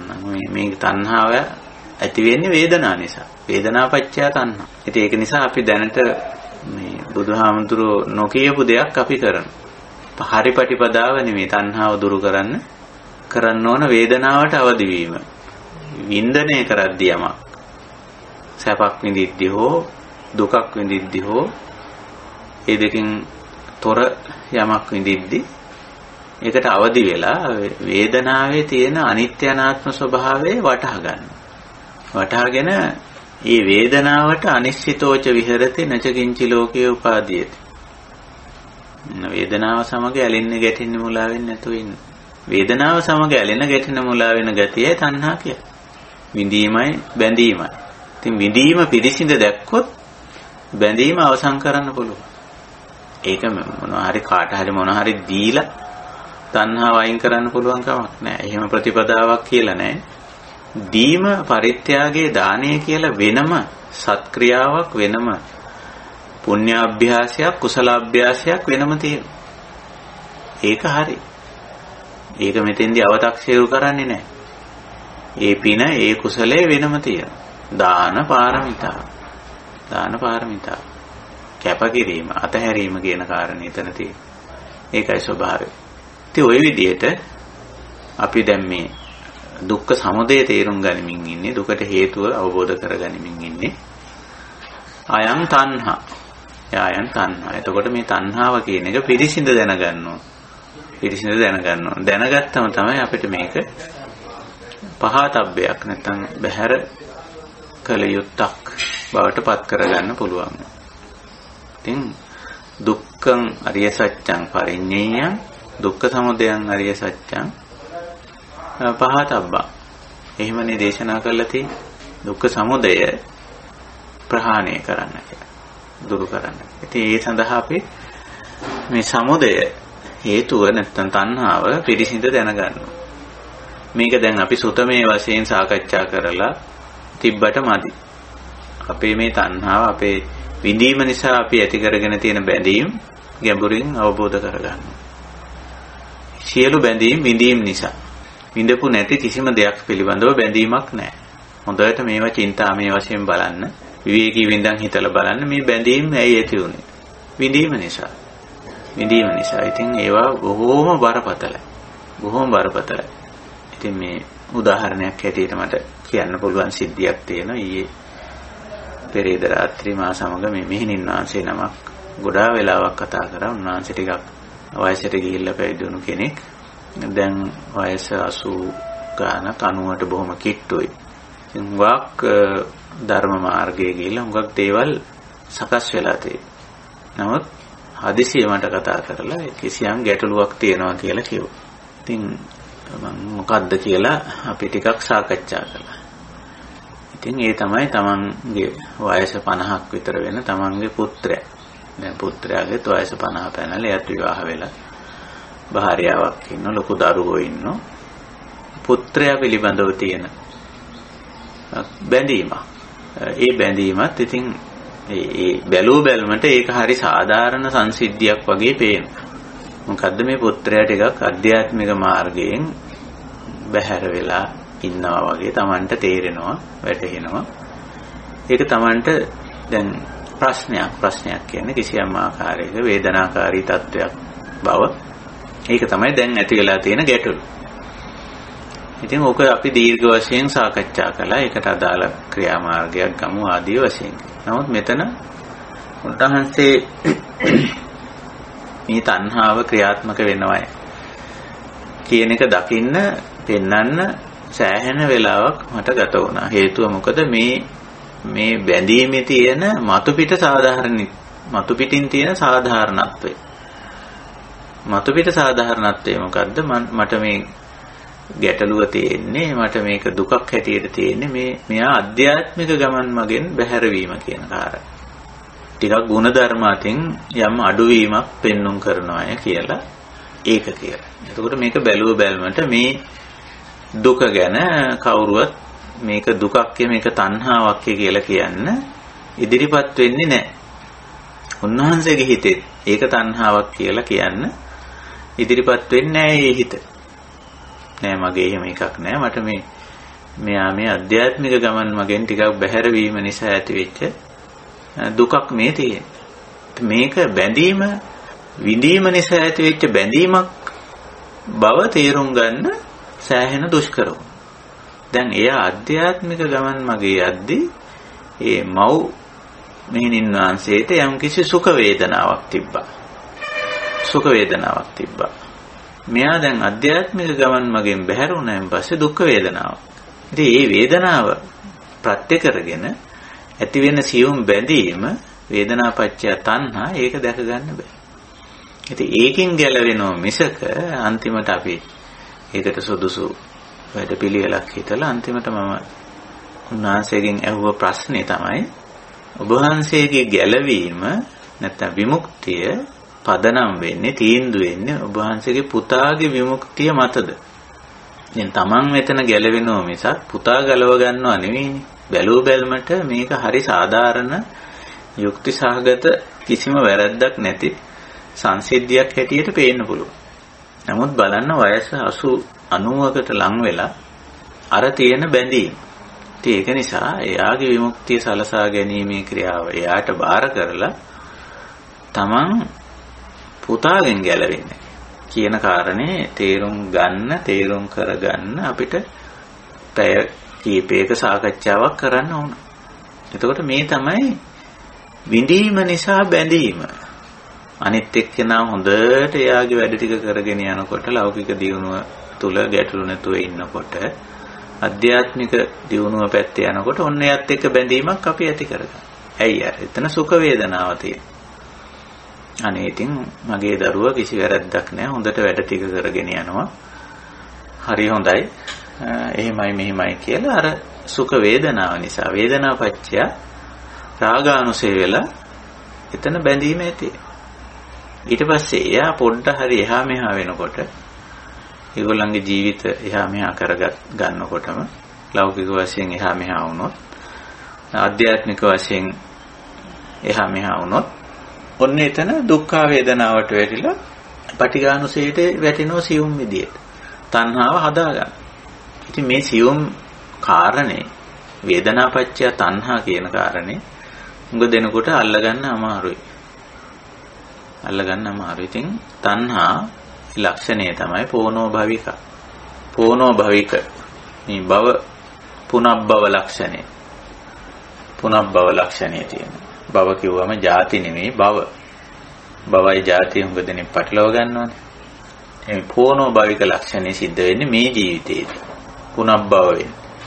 එතකොට යමකට බැඳුනද ඒ බැඳීම අනුව යමක් නැවත නැවත කරන්න පටන් ගන්නවා. එතකොට තණ්හාවේ තියෙන්නේ රාගානුසය, පටිඝානුසය, අවිජ්ජානුසයනේ. එතකොට මොකද වෙන්නේ? ඒ තණ්හා සහගත, රාග සහගත, අවිද්‍යා සහගත ක්‍රියාකාරකම් යලි යලිත් කෙරෙන්න පටන් ගන්නවා. පෝනෝ භවික ලක්ෂණය කියලා කියන්නේ ඒකයි. පෝනෝ භවික තණ්හා පෝනෝ භවික උපාදාන පත්‍ය භව තණ්හා ළඟට තියෙන උපාදානනේ උපාදාන පත්‍ය භව මේ උපාදානයේ දැඩිව ගැනීම නිසා පුනබ්බව කරනවා. මේ ජීවිතයේදී යම් යම් දේවල් නැවත නැවත කරනවා. ඒ ලක්ෂණය තමයි පෝනෝ භවික කියලා කියන්නේ. පුනබ්බව ලක්ෂණය. ඒකයි. තණ්හා පත්‍ය උපාදානං උපාදාන පත්‍ය භව නැවත නැවත කරන්න පටන් ගන්න යම් යම් දේවල්. මොන වගේ දේවල්ද කරන්නේ? අර බැඳීමට අදාළ දැන් රාග වෙලා නම් රාගික සිටිවිලි වචන ක්‍රියා යලි යලිත් කරනවා කියනවට වැඩිය අපි කෙරෙනවා කියමු පටිච්ච සමුප්පන්න විදියට. භව වෙනවා. භවති පුනර්භව. පුනර් කියන්නේ යලි. භව කියන්නේ සිදු වෙනවා. පෝනෝ භවිකා තණ්හාවේ ලක්ෂණ. තණ්හා උපාදාන භව. ඊළඟට ද්වේෂ සහගත නම් පටිඝානුසය නම් නැවත නැවත ඊට අදාළ සිතුවිලි වචන ක්‍රියා නැවත නැවත කෙරෙනවා. ඒක තමයි ස්වභාවය. නන්දි රාග සහගත. නන්දි රාග කියන වචන දෙකේම මේ ඇලෙනවා කියන අදහස, ඇලීම තෘෂ්ණාව කියන අදහස තියෙනවා. නන්දි කියන වචනේ එක්තරා සතුටු වීමක් කියන අදහසක් තියෙනවා සමහර වෙලාවට. නන්දති නන්දිනී తත්‍ර තත්‍රාවිනන්දිනී නන්දිනී සතුට වෙන ස්වභාවය තියෙනවා. මොකද මේ සතුට කියලා කියන්නේ මේ තණ්හාව තුලින් ගිහිල්ලා අපි ලබන යම් කිසි දෙයක් තියෙනවා. දැන් රාගානුසය තුලින් ගිහිල්ලා කාමයේ භුක්ති විඳලා එහෙම කරනවා. පටිඝානුසය තුලින් ගිහිල්ලා ගැටිලා විභව කරලා විනාශ කරලා එහෙම කිසියම් සතුටක් ලබන අවස්ථාවක් තියෙන. తත්‍ර తත්‍ර අභිනන්දිනි තණ්හාවේ ලක්ෂණය. එහි එම කාරණේහිලා රාගික ක්‍රියාව නම් රාගික වචනේ නම් රාගික සිතවිල්ල නම් ද්වේෂසාගත ක්‍රියාව නම් වචනේ නම් සිතවිල්ල නම් මෝහසාගත ක්‍රියාව වචනේ සිතවිල්ල තුල මේ අභිනන්දනය කරනවා කියලා කියන්නේ මෝඩ විදිහට සතුටු වෙනවා කියන්නේ. මෝඩ විදිහට සතුටු වෙනවා. දැන් මේ වචනේ සමහර වෙලාවට අපේ සාමාන්‍ය විවහාරයක් තියෙන අභිනන්දන උත්සව කියලා කියනවා. නැත්තම් අභිනන්දන ග්‍රන්ථ පළ කරනවා. ඉතින් මේවා මේ ගොක්ක අය හිතාගෙන ඉන්නේ ඉතින් අභිනන්දනය කරනවා කියන්නේ හොඳ දෙයක් කියලා. නමුත් ඒක තණ්හාව නිසා අවිද්‍යාව නිසා කෙරෙන වැඩක්. తත්‍ර අභිනන්දිනි. හොඳට ඒ උත්සව ඒ වැඩවලත් මේ අභිනන්දන උත්සව දිහා බලපුවම පේනවා අන්තිම මෝඩ අවිද්‍යාවෙන් කරන වැඩ බව හොඳටම පේනවා. ඉතින් ඕවා අභිනන්දන වලට කට්ටිය එකතු වෙලා මුදල් වියදම් කරගෙන එහෙම කරනවා. ඉතින් මේ වචනේ තියලා තියෙන්නේ බොහෝ වෙලාවට ඒ කරන මෝඩ වැඩක්. එන්නකෝ අභිනන්දන උත්සවයට. අපි මෙහෙම අහවලාට අභිනන්දනයක් කරනවා. අභිනන්දන ග්‍රන්ථයක් පළ කරනවා කියලා ඔහොම කරනවා. తත්‍ර අභිනන්දිනි තණ්හාවේ ස්වභාවය. නන්දි රාග සාගත. එතන තියෙන්නේ එක්ක කාම තණ්හාව, භව තණ්හාව, විභව තණ්හාව. පංචකාමයේ සම්බන්ධ කරගත්ත ඇස කන නාසය දිවකය ඇසුරෙන් රූප ශබ්ද ගන්ධ රස ස්පර්ශ කිරීමක් අවිද්‍යාවෙන් තණ්හාවෙන් ඒක තමයි තියෙන්නේ. ඉතින් ওই විදිහට දුකට හේතුව ඔය අභිනන්දනය කිරීමෙන් නන්දි රාග සාගත ස්වභාවයෙන් ආපහු ඇති වෙන්නේ කාම භව විභව තුලින් ආපහු ඇති වෙන්නේ දුක්ඛ සමුදය. ආපහු දුෂ්කරතා මතු කරනවම තමයි. ඇයි මේ ජීවිතේදීම ආපහු සංඛාර දුක්ඛය හදන. සංඛාර දුක්ඛය කියන එක දැන් පැහැදිලි. අකුසල සහගත අවිද්‍යා පත්‍ය සංඛාරා කියන එකයි මෙතන. අවිද්‍යාවෙන් සකස් කිරීම අදහස් කරන්නේ සංඛාර දුක්ඛයේදී අවිද්‍යා පත්‍ය අවිද්‍යාවෙන් සකස් කරන ඇලීම් සහගත ක්‍රියාකාරකම් යැටීම් සහගත ක්‍රියාකාරකම් මෝඩ මුලා සහගත ක්‍රියාකාරකම් ඒ තමයි අවිද්‍යා පත්‍ය සංඛාර. ඉතින් ওই සංඛාරයේ චිත්ත සංඛාරය වෙන්න පුළුවන්. චිත්ත සංඛාර මට්ටමේ තියෙන කොටත් පෙළෙනවා. ඊට පස්සේ වචී සංඛාර වෙන්නත් පුළුවන්. අවිද්‍යා පත්‍ය වචී සංඛාර. අවිද්‍යාවෙන් කරන වචන ප්‍රකාශන, මෝඩ ප්‍රකාශන, අවිද්‍යාත්මක ප්‍රකාශන, ද්වේෂ සහගත, රාග සහගත, මෝහ සහගත ප්‍රකාශන. වචී සංඛාර. ඊළඟට කාය සංඛාර. ද්වේෂ සහගත, රාග සහගත, මෝහ සහගත කායික ක්‍රියා. ආපහු ඒවෙන් කරන්නේ දුක ඇති කරන්නේ. දුක ඇති කරන්නේ. ඒකයි. ඉතින් ඒකයි ඔය පටිච්චසමුප්පාදයේදී අවිජ්ජායත්වේ වාසේස විරාග නිරෝධෝ සංඛාර නිරෝධා කියන්නේ එතන මේ අකුසල සහගත චිත්ත සංඛාර, වචී සංඛාර, කාය සංඛාර නිමා වීම, නිමා කිරීම. නිරෝධ. නිරෝධ කියන දැන් නිරෝධ සත්‍යයත් අපි ටිකක් සාකච්ඡා කරන්න වෙනවා. ඒක ටිකක් ගැඹුරින් කතා බහ කළ යුතු එකක්. නිරෝධය මොකක්ද බුදුදහමේ නිරෝධ වෙන්නේ? නිරෝධ කළ යුත්තේ නිරෝධය කියන්නේ කියලා අපි ඉදිරි අවස්ථාවකදී සමහරට බලමු. ඉතින් මෙන්න මේ සංඛාර දුක්ඛය ප්‍රධාන වශයෙන් නිරෝධ කරන්නේ. සංඛාර දුක්ඛය ඇති කරන්නේ මේ තණ්හා. ඒක නිසා තණ්හා හේතුව තමයි අපි අයින් කරන්නේ. ඵලේ සංඛාර දුක්ඛය හේතුව තණ්හා.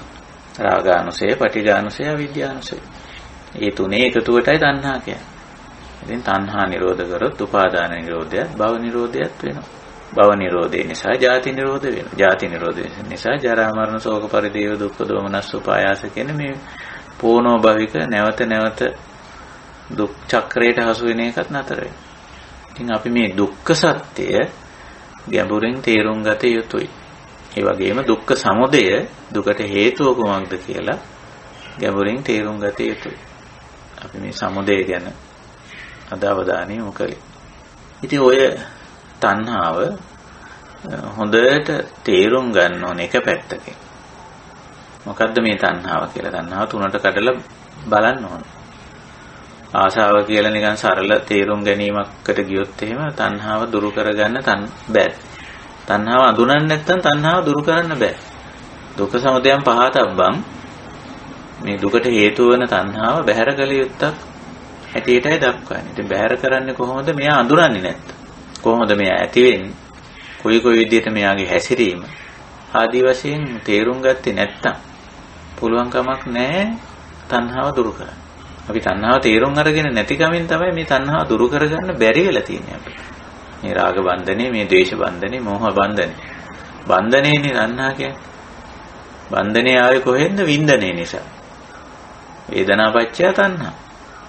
වින්දනේ නිසා බන්ධනේ ඇති වෙනවා. මේක හරියට නොදැක්කොත් අපිට මේක දුරු කරගන්න පුළුවන් කමක් නැහැ. ඉතින් මෙතෙන්ට උගාක් උපකාරී වෙනවා වේදනානුපස්සනාව. වේදනානුපස්සනාව. මොකද මේ තණ්හාවේ මූලය තියෙන්නේ එතන. විඳීම තුල, වින්දනයේ තුල.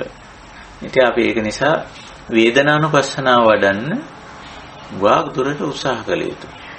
වේදනානුපස්සනාව වඩන්නේ යමක් විඳින වෙලාවක. නොවිඳින වෙලාවක වේදනානුපස්සනාවක් වඩන්න බෑ. යමක් වින්දනයක් තියෙන්න ඕනේ, යමක් විඳින්න ඕනේ. චක්කු සම්පස්සජා වේදනාවක් හරි, සෝත සම්පස්සජා වේදනාවක් හරි.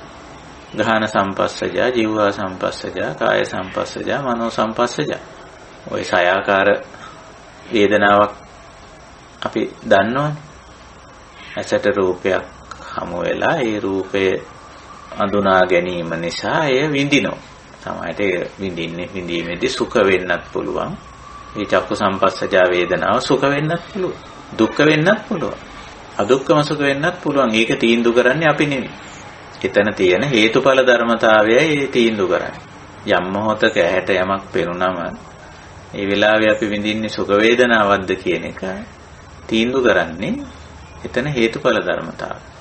ඒ අරමුණේ තියෙන සුඛ වේදනීය ලක්ෂණය, පිනවන ලක්ෂණය, කයට පහසුවක්, හිතට සහනයක් ඇති කරන ලක්ෂණය විසින් තමයි ඒ මොහොතේ සුඛ වේදනාව කියන එක ජනිත කරන්නේ.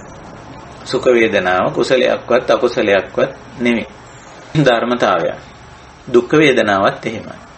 යම් මොහොතක අපි ඇසින් බලලා හෝ කනට ඇහිලා හෝ නාසයට දිවට කයට දැනිලා මනසට වැටහිලා අපි විඳින දුෂ්කරතාවේ දුක්ඛ වේදනාව හේතුඵල ධර්මතාවය. පටිච්ච සමුප්පන්නය. සංකතය. එහෙම දකින්න ඕනේ. දැකලා අපිට පුළුවන් වේදනා තුනටම උපේක්ෂාවෙන්. උපේක්ෂා වෙන්න මට්ටමට එන්න පුළුවන් නම් සැපක් විඳින ගමන් ඒ සැපයට අවදි වෙලා ඒ සැපයේ තියෙන අනිත්‍ය අනාත්ම ස්වභාවය දැකලා සුඛ වේදනාවට උපේක්ෂා වෙන්න පුළුවන්. ඉතින් සුඛ වේදනාවෙන් ඇතිවෙන රාගානුසයට යෑමක් නැහැ, තණ්හාවට යෑමක් නැහැ. වේදනාව තනින් නතර වෙනවා. ඒකයි වේදනානුපස්සනාවක් උගන්වන්නේ. දුක්ඛ වේදනාවක් දුෂ්කරතාවයක් විඳින මොහොතේ ඒකට අවදි වෙලා ඒකේ තියෙන අනිත්‍ය අනාත්ම ස්වභාවය දැකලා පටිච්ච සමුප්පන්න ස්වභාවය විශේෂයෙන් මේ පටිච්ච සමුප්පන්න ස්වභාවය අනාත්ම ස්වභාවය අනිත්‍ය ස්වභාවය අනාත්ම ස්වභාවය පටිච්ච සමුප්පන්න ස්වභාවය විපරිණාම ස්වභාවය සමුදය වය ලක්ෂණ මේවා දැක්කම වේදනාවේ ඉතින් වේදනාවෙන් පස්සේ හදන අර අකුසල අනුසය ධර්මයේ ඒක හැදෙන්නේ දුක්ඛ වේදනාවත් එක්කේන පටිඝානුසය. මේක හදන්න හැදෙන්නේ නැහැ, හදන්න උවමනාවක් නැහැ. ඇයි? වේදනාව පිරිසිදු දකින්න වින්දනය තුල ඉඳගෙන විඳින ගමන් වේදියමානෝ විඳින ගමන් ඕක දකින්න පුළුවන්. ඒකට තමයි සතිය ඕන කරන්නේ. මේ සතියේ වටිනාකම උඟ දෙනෙකුට තේරෙන්නේ ඔය ඔක්කොම වැඩ උණයින් පස්සේ. අපරාධ මං එතන ටිකක් සිහි කල්පනාවෙන් හිටියනම් මේක වෙන්නේ නැහැ කියලා.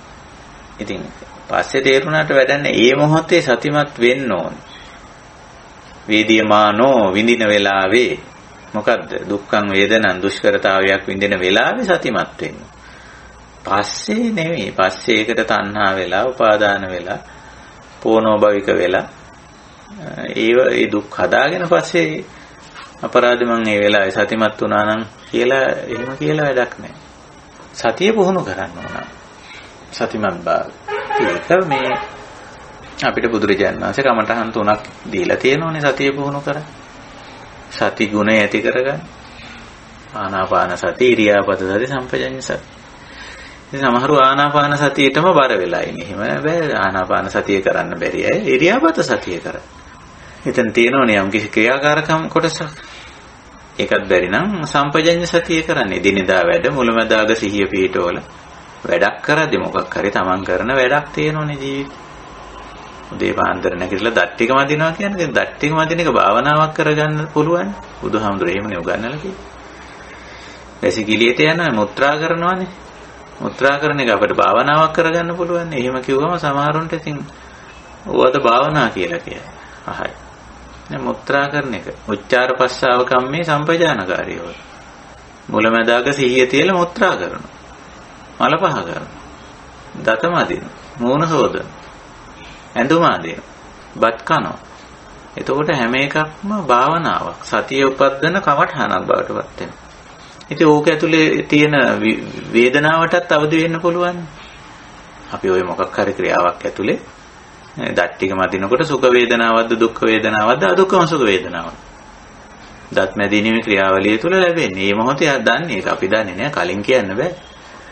යම් කෙනෙකුට දත් මැදීම දුක්ඛ වේදනාවක් වෙන්නත් පුළුවන්. එහෙම නැත්නම් සුඛ වේදනාවක් වෙන්නත් පුළුවන්. මේ දෙකෙන් තොර අදුක්ඛම සුඛ වේදනාවක් වෙන්නත් පුළුවන්. ඒ ක්‍රියාවේ මුලැමැදාක සතිය තිබ්බොත් ඒ තුලින් ලැබෙන වින්දනය ඒ මොහොතේ දකින්න පුළුවන්. ඒක හේතුඵලයක් හැටියට දැකලා ඒ වින්දනයේ සමග බන්ධනයක් ඇති කරගන්න නැතුව ඉන්න පුළුවන්. දැන් බන්ධනේනේ අපේ ප්‍රධාන මාතෘකාව. වින්දනයේ තුල එන්නේ.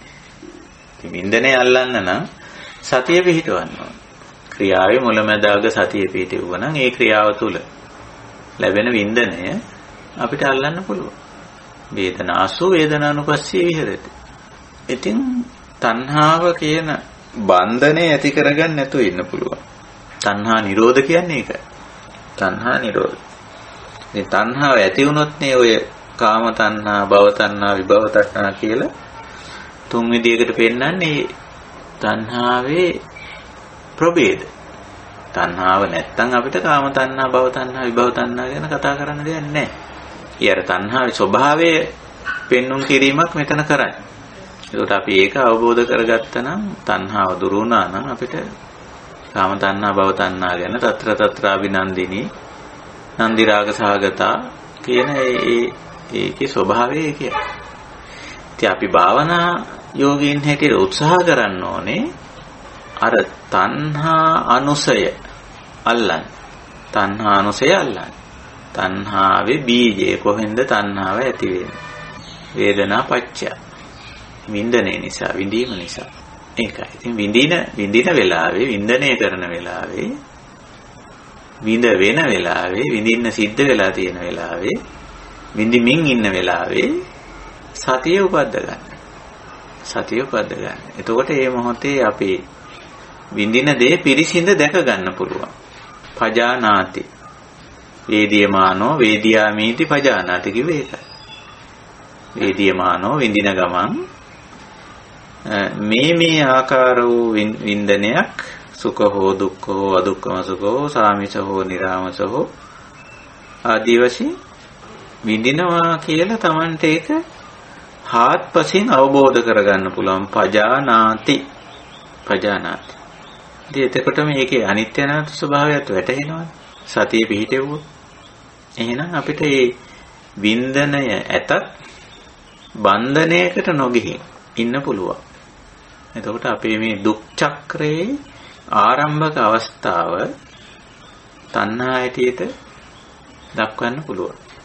දක්වන්න පුළුවන්. ඉතින් ඒකයි මේ සමුදය සත්‍යයට තණ්හාව ආරන්තේ. කෙනෙක් අහන්න පුළුවන් අවිජ්ජාපච්චය කියලා පටන් ගත්ත පටිච්ච සමුප්පාද ධර්මතාවලියේ මූල අවස්ථාව වන අවිජ්ජා මොකද නොගත්තේ? දුක්ඛ සමුදයට. දුක ඇතිවීමට හේතුව.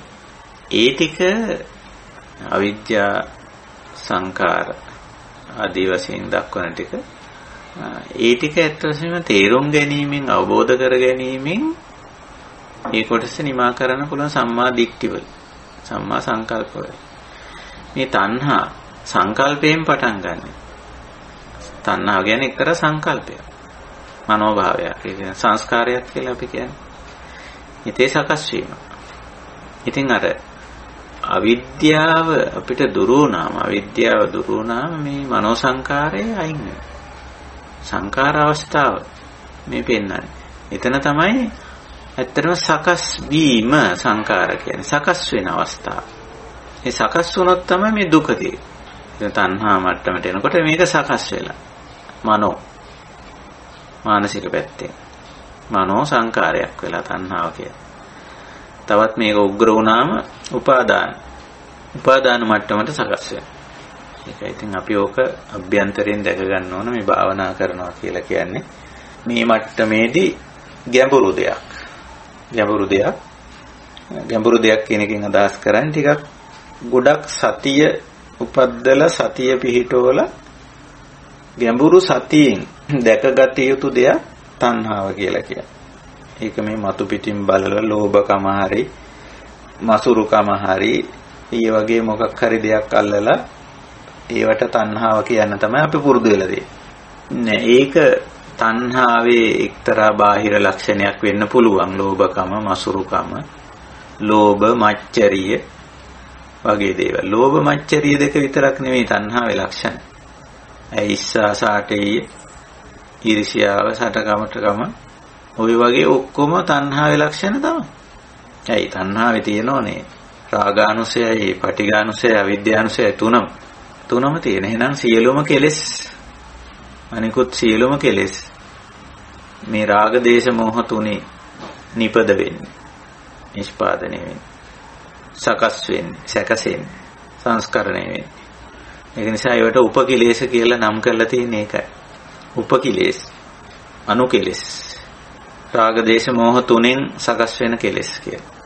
ඒක නිසා අපි ඔය මුල ඇල්ලුවනම් රාගානුසය, පටිඝානුසය, අවිද්‍යානුසය ඇල්ලුවනම් ඒක දුරු කරගත්තනම් ක්ලේශ ධර්ම කෙලෙස් මුල් තුන ඇති වෙන්නේ වේදනාවෙන්. වේදනා පත්‍ය තණ්හා. තණ්හා කියන්නේ කෙලෙස් මුල් තුන. ඒක ඇල්ලුවනම් උපකිලේශ එසේම නිරුද්ධ වෙනවා. උපකිලේශ මේ තුන නිසා ඇති වෙන්නේ. රාග පත්‍ය, ද්වේෂ පත්‍ය, මෝහ පත්‍ය.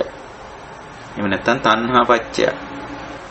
ඒකයි. ඉතින් ඔය කාරණේ තමයි අපි ගැඹුරින් අවබෝධ කරගත යුත්තේ. හුඟක්ම මේවා න්‍යායිකව අපි මේවා කතා කරන එක ඇත්ත. ඒ වුණාට ප්‍රායෝගිකව බැලීමයි තාම වැදගත් වෙන්නේ. අපේ මේ බැඳීම් අර මං කලින් කියපු උදාහරණේ පුද්ගල බන්ධන වින්දන සමග කොච්චර බන්ධන හැදෙනවද? ඊටාම සියුම්. අන්තිම මොහොතේ මම අය කිව්ව උදාහරණ ඉතින් ධර්මාබෝධයට ඇවිල්ලා අන්තිම කාලේ සියලු දූදරුවන්ගේ ප්‍රශ්න වලින් අයින් වෙලා පැවිදිත් වෙලා ඊටාම අන්තිම මොහොතේ මේක ආපහු තණ්හාවට වැටිලා ආයි බැඳීමට වැටිලා යනවා. දන්නේම නැතු. ඒකට තර්ක හේතුත් ඉදිරිපත් කරනවා. ඉතින් සාධාරණ තර්ක හේතු හැටියට පේනවා මේවා. ඒක තමයි ඒක ගැන වද වෙන්න ඕනේ. ඒක ගැන දුක් වෙන්න ඕනේ. ඒ වද වෙන එක දුක් වෙන එක සාධාරණයි. ඉතින් දරුවා නිසා එහෙම බැඳීමක් තියෙනවා. ඒකත් සාධාරණයි. ඔහොම කියලා ආපහු අවිද්‍යාව තර්ක ගොන්නක් අරගෙන ඇවිල්ලා ආපහු මොකද වෙන්නේ? අර තණ්හාවෙන් බැඳිලා උපාදානයට වැටලා ආයෙමත් අර දුක් චක්‍රේ කරගහ ගන්න. ඉතින් මේවා අපේ ජීවිතේ ප්‍රායෝගිකව සිදුවෙන සිද්ධි හරහා විනිවිද දකින්න ඕන. මම ඔය වෙන කෙනෙක්ගේ ජීවිතේ උදාහරණයක් කිව්වේ. ඒක අපි පැත්තකට දාමු, තේරුම් ගන්න විතරයි ඒක මම කිව්වේ. අපේ ජීවිතවලට හැරිලා බලන්න ඕන. මේක තමයි අධ්‍යාත්මික පරිශ්‍රණය කියලා කියන්නේ. මම කියන එක අපි පාවිච්චි කරන්නේ විවහාර වර්ථේ. මම මොන විදිහට පුද්ගලයන්ට බැඳිලා, ද්‍රව්‍ය භාණ්ඩ වස්තු වලට බැඳිලා, ස්ථාන වලට බැඳිලා, යුතුයකම් වගකීම් වලට බැඳිලා, වින්දනේ ඒ තුලින් ලබන වින්දනයන්ට බැඳිලා ඉන්නවද කියලා මමම විමසලා බලන්න ඕන. මමම ඒ පරීක්ෂා කරලා බලන්න. වෙන කවුද බලන්නේ? වෙන කෙනෙකුට ඒක බලන්න බෑ. අන්න තණ්හාව පරීක්ෂා කරලා බලන්න ඕන. විමසලා බලන්න. 아무තු දෙයක් නෙවෙයි. බැඳීමක් තියෙන්නේ. ඇයි වේදනා පත්‍ය විඳීම නිසා බැඳීම. ඉතින් ඒක අපිට බලන්න පුළුවන්. විමසලා බලන්න පුළුවන්, බැරි නෑ. උත්සාහ කළොත් පුළුවන්. ඒක තමයි මේ භාවනාව. ඒක තමයි අපි අපේ විමුක්තිය සඳහා කරන ක්‍රියාකාරකම. ගැලවෙන්න මේ දාලා උත්සාහ කරන්නේ. මිදෙන්න, නිවෙන්න, සැනසෙන්න. ඉතින් අපි සමහර වෙලාවට තර්ක විතර්ක දාලා අපි බැඳීම් හදාගෙන ඒව නඩත්තු කරගෙන යනවා. එහෙම බෑ. මේ දූ දරුවෝ ගැන අපි බලන්න ඕන. රැකී ආරක්ෂා ගොවිතැන්පත් ව්‍යාපාර ගැන බලන්න ඕන. රටේ යුතුයකම් කරන්න ඕන. නිලතල දරන්න ඕන, වගකීම් දරන්න ඕන කියලා ඒවා ලෞකික වශයෙන් ඒව හැබෑව තමයි. අපි කතා කරන්නේ ඒවයි නිරත වීම පිළිබඳව නෙමෙයි. ඒවයි නිරත වීම තුලින් ලබන වේදනා, වින්දනය, සුඛ වේදනා, දුක්ඛ වේදනා, අදුක්ඛම සුඛ වේදනා පදනම් කරගෙන ඇති වෙන බන්ධනය ගැන. තණ්හාව ගැන මේ කතා කරන්නේ. සමුදය, දුක්ඛ සමුදය ගැන. ආපහු දුක ඇති කරන මේ තණ්හාව, පෝනෝ භවිකා. ආයිම ඒව කරවන්න පොළඹවන. නැද්ද? පොළඹවලා තියෙනවා. සරල උදාහරණ බලන්න අපේ ජීවිතේ. එක දරුවෙක් ලැබිච්ච අයට තව දරුවෙක් හදාගන්න කැමැත්තක් ඉන්නේ නැද්ද? එතන තියෙන්නේ පෝනෝ භවික ලක්ෂණය නෙවෙයිද? පෝනෝ භවික ලක්ෂණය නෙවෙයිද? අන්න ඒක තියෙන්නේ. මොකද එක වින්දනයක් ලැබුවා මේක ආයි පෝනෝ භවික. අන්න පෝනෝ භවික ලක්ෂණය. එක සැරයක් බලපු එක ආයි බලන්නේ නැද්ද? එක සැරයක් අහපු එක ආයි අහන්නේ නැද්ද? එක සැරයක් විඳපු දේ ආයි විඳින්නේ නැද්ද? එක සැරයක් කරපු දේ ආයි කරන්නේ නැද්ද? අන්න පෝනෝ භවික ලක්ෂණය. මේක තියෙනවා. ඒ තණ්හාවේ හැටි. ඉතින් ඒවා පිරිසිඳ දකින්න.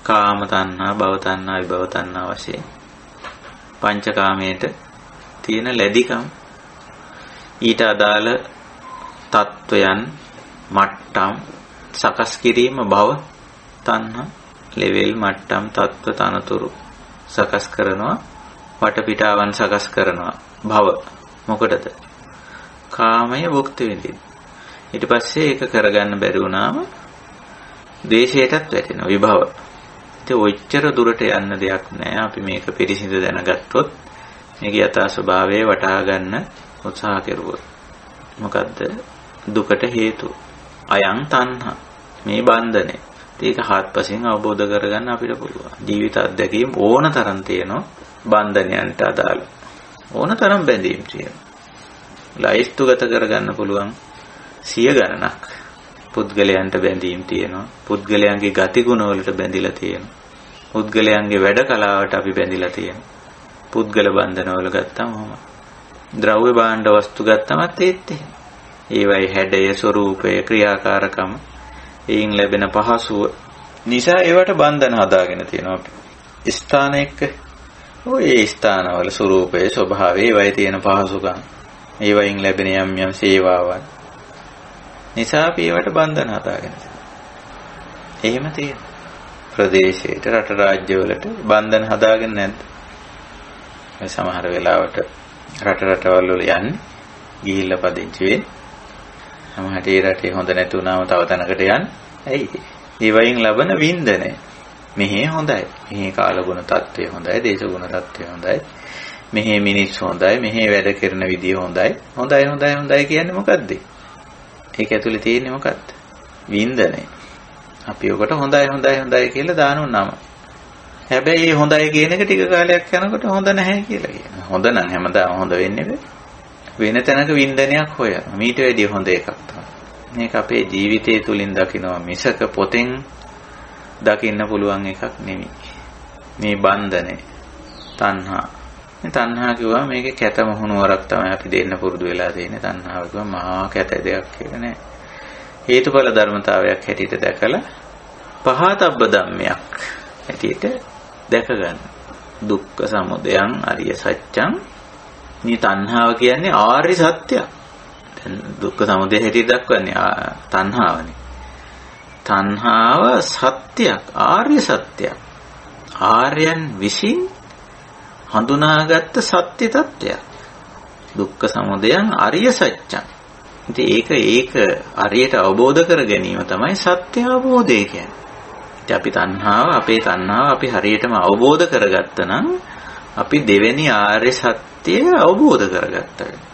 ඊට අවශ්‍ය ඥානය අපිට තියෙනවා, අත්දැකීම් තියෙනවා, ඕනතරම් බැඳීම් තියෙන.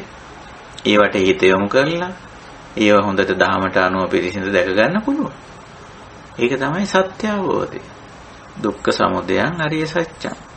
අවබෝධ කරගෙන මොකද්ද කරන්න තියෙන්නේ? පහතබ්බං.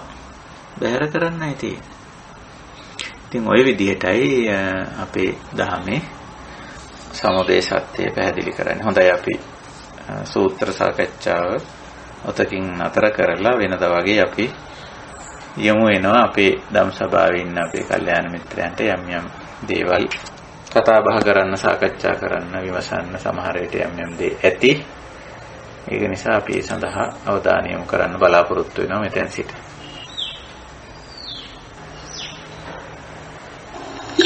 ස්වාමීන් වහන්සේ අවසරයි. ඔව් කියන්නේ.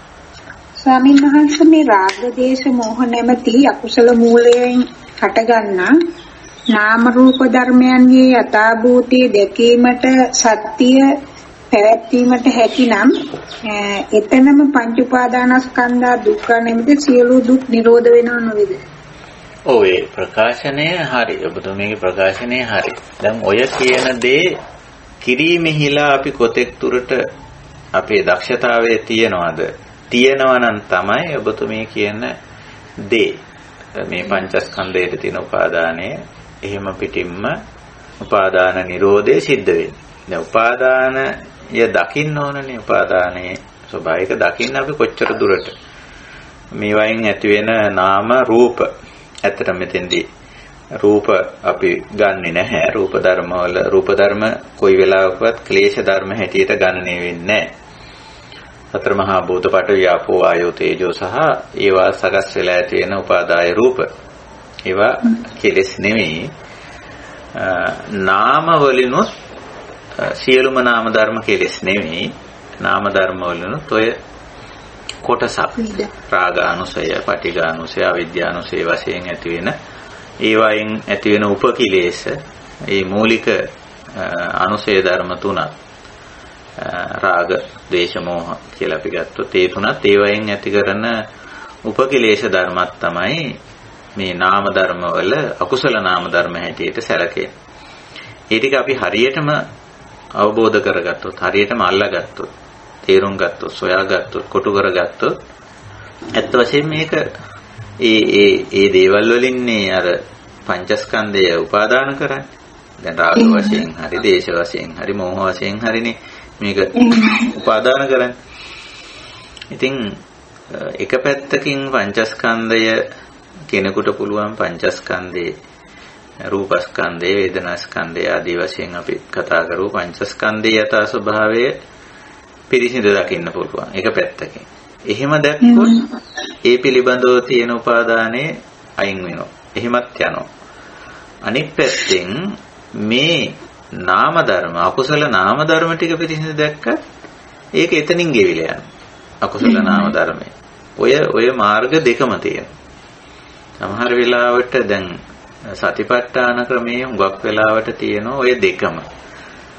වැඩිපුර තියෙන්නේ අකුසල නාම ධර්මයේ දැක ගැනීමට දරන උත්සාහයක් දෙවනුව තියෙන්නේ. පළමුව තියෙන්නේ දැන් කායානුපස්සනා ගත්තොත් එහෙම තියෙන්නේ මේ රූප ස්කන්ධය, රූප ධර්ම, රූපස්කන්ධය පිරිසිඳ දැකීම.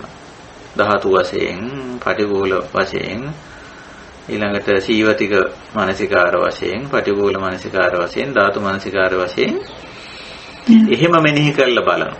වේදනාවට ආපුවම වේදනා ස්කන්ධය පිරිසිඳ දකිනවා. ඊට පස්සේ සංඥා සංකාර විඥාන ස්කන්ධ දකිනවා. දැක ඒවා යථා ස්වභාවය දැක්කම අර එතෙක් තිබුණු ඒවා පිළිබඳව තිබුණු උපාදාන ගිවිලා යනවා.